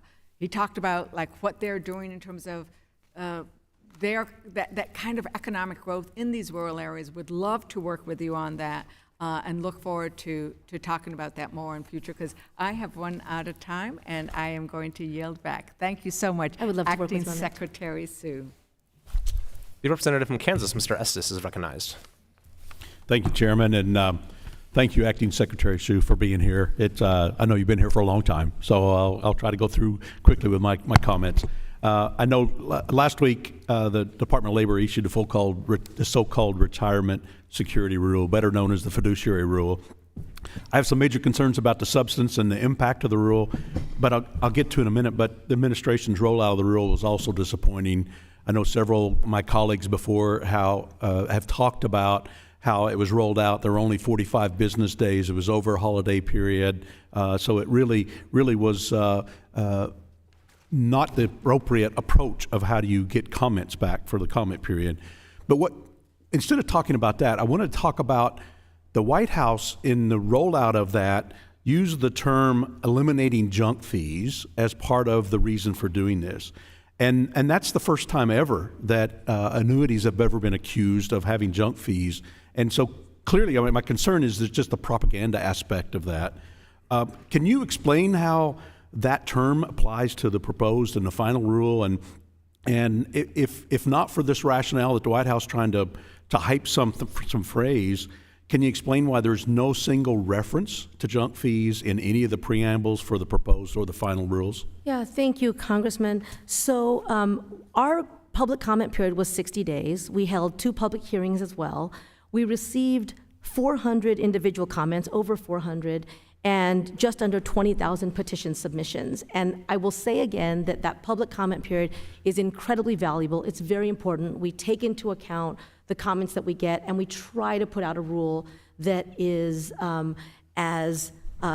achieves the goals of whatever that rule is. So the junk fees is what I'm really wanting to focus on, and yes. not the number of comments. That's a fair question. So our rule seeks to make sure that any retiree, an investor, that the advice they get from a financial advisor is in their best interest, not informed by conflicts of interest of the financial advisor. And one way that conflict of interest could come into play is that there could be a fee that the retiree has to pay. Yes, but there's a difference, and I understand, and we would expect people to get paid a fee for providing a service. And I guess it's an insulting terminology that's used for folks that are actually trying to help people save for their retirement. And I take offense at the term junk fees being used in that manner. And I shift gears a little bit on this just from a standpoint of the cost as we're talking about fees. Just prior to the release of the fiduciary rule, the inflation numbers came out hotter again for the 3rd month in a row. Since President Biden's been in office, the cost of inflation on a monthly basis has gone up over 19%. And the Joint Economic Committee has determined that in my home state of Kansas, people are paying $1,000 more a month for the same food, the same rent, as they did in January of 2021. And wages are down 3.9% in terms of net wages since the president's come into office. So at a time when people are struggling to meet their daily needs with inflation, I'm concerned a little bit about the higher costs that are being implied to people that are trying to save. There was a Deloitte study done after the earlier fiduciary rule was brought out that more than 10 million low and middle income individuals lost access to investment assistance during the short time that 2016 fiduciary rule is effective. I mean, I personally saw middle class savers who were having to pay more in fees because of that fiduciary rule. And fortunately, the Fifth Circuit rescued American people from that. And with this new rule, it seems like the administration's wanting millions of more people of lower and middle income to be able to lose access to investment assistance and have to spend more money to keep that access. So how many individuals does the department expect to lose access to investment because of the new fiduciary rule? Well, Congressman, also to be clear, I wasn't referring to any fee that an advisor charges as being a junk fee. I'm referring to fees that are charged to an investor that would not be charged but for that conflict of interest, right? A fee that they're paying for an investment vehicle that is not in their best interest. But we certainly, our goal is to expand retirement security, not to shrink it. And but I guess my concern on this question was people losing access because of cost and because of the extra burden placed on the investment advisors. Well, our hope is that by eliminating conflicts of interest, that retirement savers actually do better. Their investments are actually being put into vehicles that maximize their savings. And as was noted earlier, there are studies that show that just I'm glad that's a shared hope, and I'm sorry to cut you off. I am out of time, and it just that prior studies, particularly the Deloitte study, shows people that have lost access, and that's my concern, that we're not helping people save for their retirement. I yield back, Mr. Chairman. The ranking member, Mr. Scott, is recognized for 5 minutes. Thank you, Mr. Chairman. Ms. Sue, a lot of the Republicans on the committee may not like the law, but the fact is the Constitution and present statutes have you legally serving as acting Secretary of Labor. They may not like it, but you're there, and it's certainly legal. In terms of child labor, we have another example of some in Congress complaining about something as if it's a solution. We've seen this in immigration, with a lot of complaints about what's going on in immigration. When you have a bill come up to do something about it, they kill the bill, say out loud that if we pass the law, it means that we wouldn't be able to campaign on it, and then go back to complaining. Well, we have, previously, I sent a letter along with Dr. Adams to Chairman Fox and asking for a hearing on child labor. Haven't had it yet. We had with Senator Casey and Representative Kildee, we sent a letter to the GAO asking them, since we couldn't get it done through the committee, to study the situation with child labor. But there's also no support for our bill to increase fines for child labor violations. We find that even adjusting for inflation, the funding for enforcement funding is down.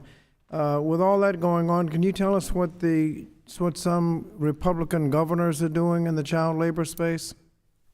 So unfortunately, Ranking Member, at the same time that we see devastating cases involving children working in illegal and harmful conditions,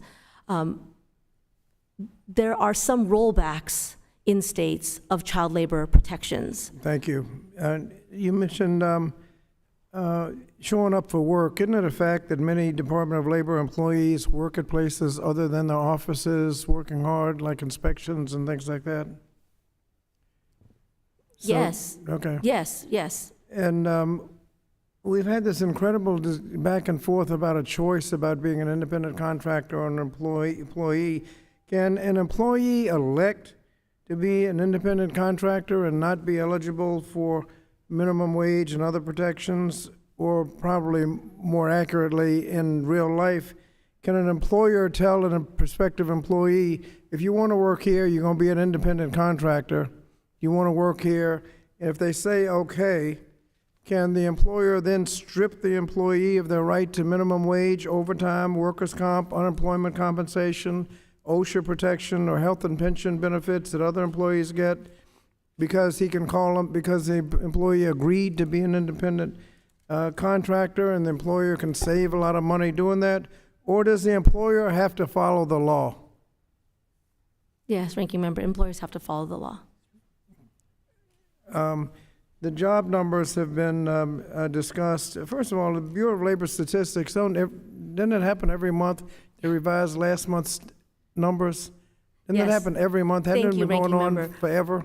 Yeah, the revisions to the numbers are part and parcel of what the BLS does. And the reason why they do that is, and the reason why they're recognized as the most accurate and reliable source of employment information, is because They have a vast body of data on which they rely. So this is They nothing get new. the The data fact that out they're revising numbers quickly, is nothing and then new. they make revisions to be accurate, Okay, correct? in terms of numbers, in the first 3 years of the Trump administration, he created 6.4 million jobs. Biden created 14.7. Total numbers in the Trump administration ended up losing 2.7 million jobs total. So far, the Biden administration has created 15.2. They talked about the black unemployment. The lowest Trump got was 5.3. Lowest Biden has gotten 4.8. Just put the numbers out there. When Trump left office, it was African American unemployment 9.3. It's now 6.4. The lowest unemployment period for under 4% for 50 years. I don't know how you can spin that other than those are good numbers. And furthermore, the pandemic, President Trump doesn't get any credit for having a pandemic. He had 10 months of a pandemic. President Biden had 2 years of a pandemic to deal with, but he was able to create all this great economy in spite of the pandemic. Under President Trump, the wheels just came off and in the ditch. Mr. Chairman, thank you for. I have to yield back. And I will recognize the ranking member again for a closing statement. Thank you. Thank you, Mr. Chairman. It's evident that the Department of Labor, under the leadership of the Biden administration and legally serving Acting Secretary Sue, remain committed to uplifting workers and families through policies and prioritize the rights and well-being of workers. Despite attempts to undermine this progress, the facts speak for themselves. Thanks to Acting Secretary Sue, wages have increased and critical protections have been restored, and the truthful numbers show it. Moving forward, our priority should be to support the Biden administration's pro-worker, pro-union agenda and advance policies that protect workers' rights and foster the economic growth for all. So I thank you, Acting Secretary Sue, for your leadership and being focused on improving the lives of workers and their families. Thank you, Mr. Chairman. Acting Secretary Sue, I'm going to be blunt. It's time for you to step down. This has gotten ridiculous. You've shattered all records as far as an unconfirmed nominee clinging to power. And, you know, regardless of whether this is technically a legal arrangement, which is very much an open question, that's why everything the department does right now is under a legal cloud, it's just wrong. Most people, I think every reasonable person looking at this knows that it's wrong. This isn't the way that it's supposed to work. This isn't what our Constitution puts in place when it comes to the separation of powers. There are plenty of people in this country who are qualified to be Secretary of Labor. And while you are correct that you had it was appropriate for you to become an interim acting secretary for a short period while a new nominee was being confirmed, the fact is it became different when you became that nominee and didn't get confirmed. You tried really hard. You met with lots of senators. The president, the White House set up a war room to try to get people to confirm you. There was a whole ad campaign about it, and it just didn't work out. The Senate had ample opportunity to confirm you last year. They elected not to. In fact, they returned your nomination at the end of the year. The Senate has had ample opportunity to confirm you this year, and they've chosen not to. So I would implore you to let's do the right thing. It's time for you to resign, and we'll get a new secretary who can go through the process and be confirmed by the Senate. That's what the American people deserve. That's what American workers deserve. There being no further business, this committee stands adjourned. Mr. Chairman, it's unanimous consent that the letters I referenced earlier be entered into the record along with the report. Slap on the wrist, how it pays for unscrupulous employers to take advantage of workers be entered in the record of the committee hearing. Without objection, this committee stands adjourned.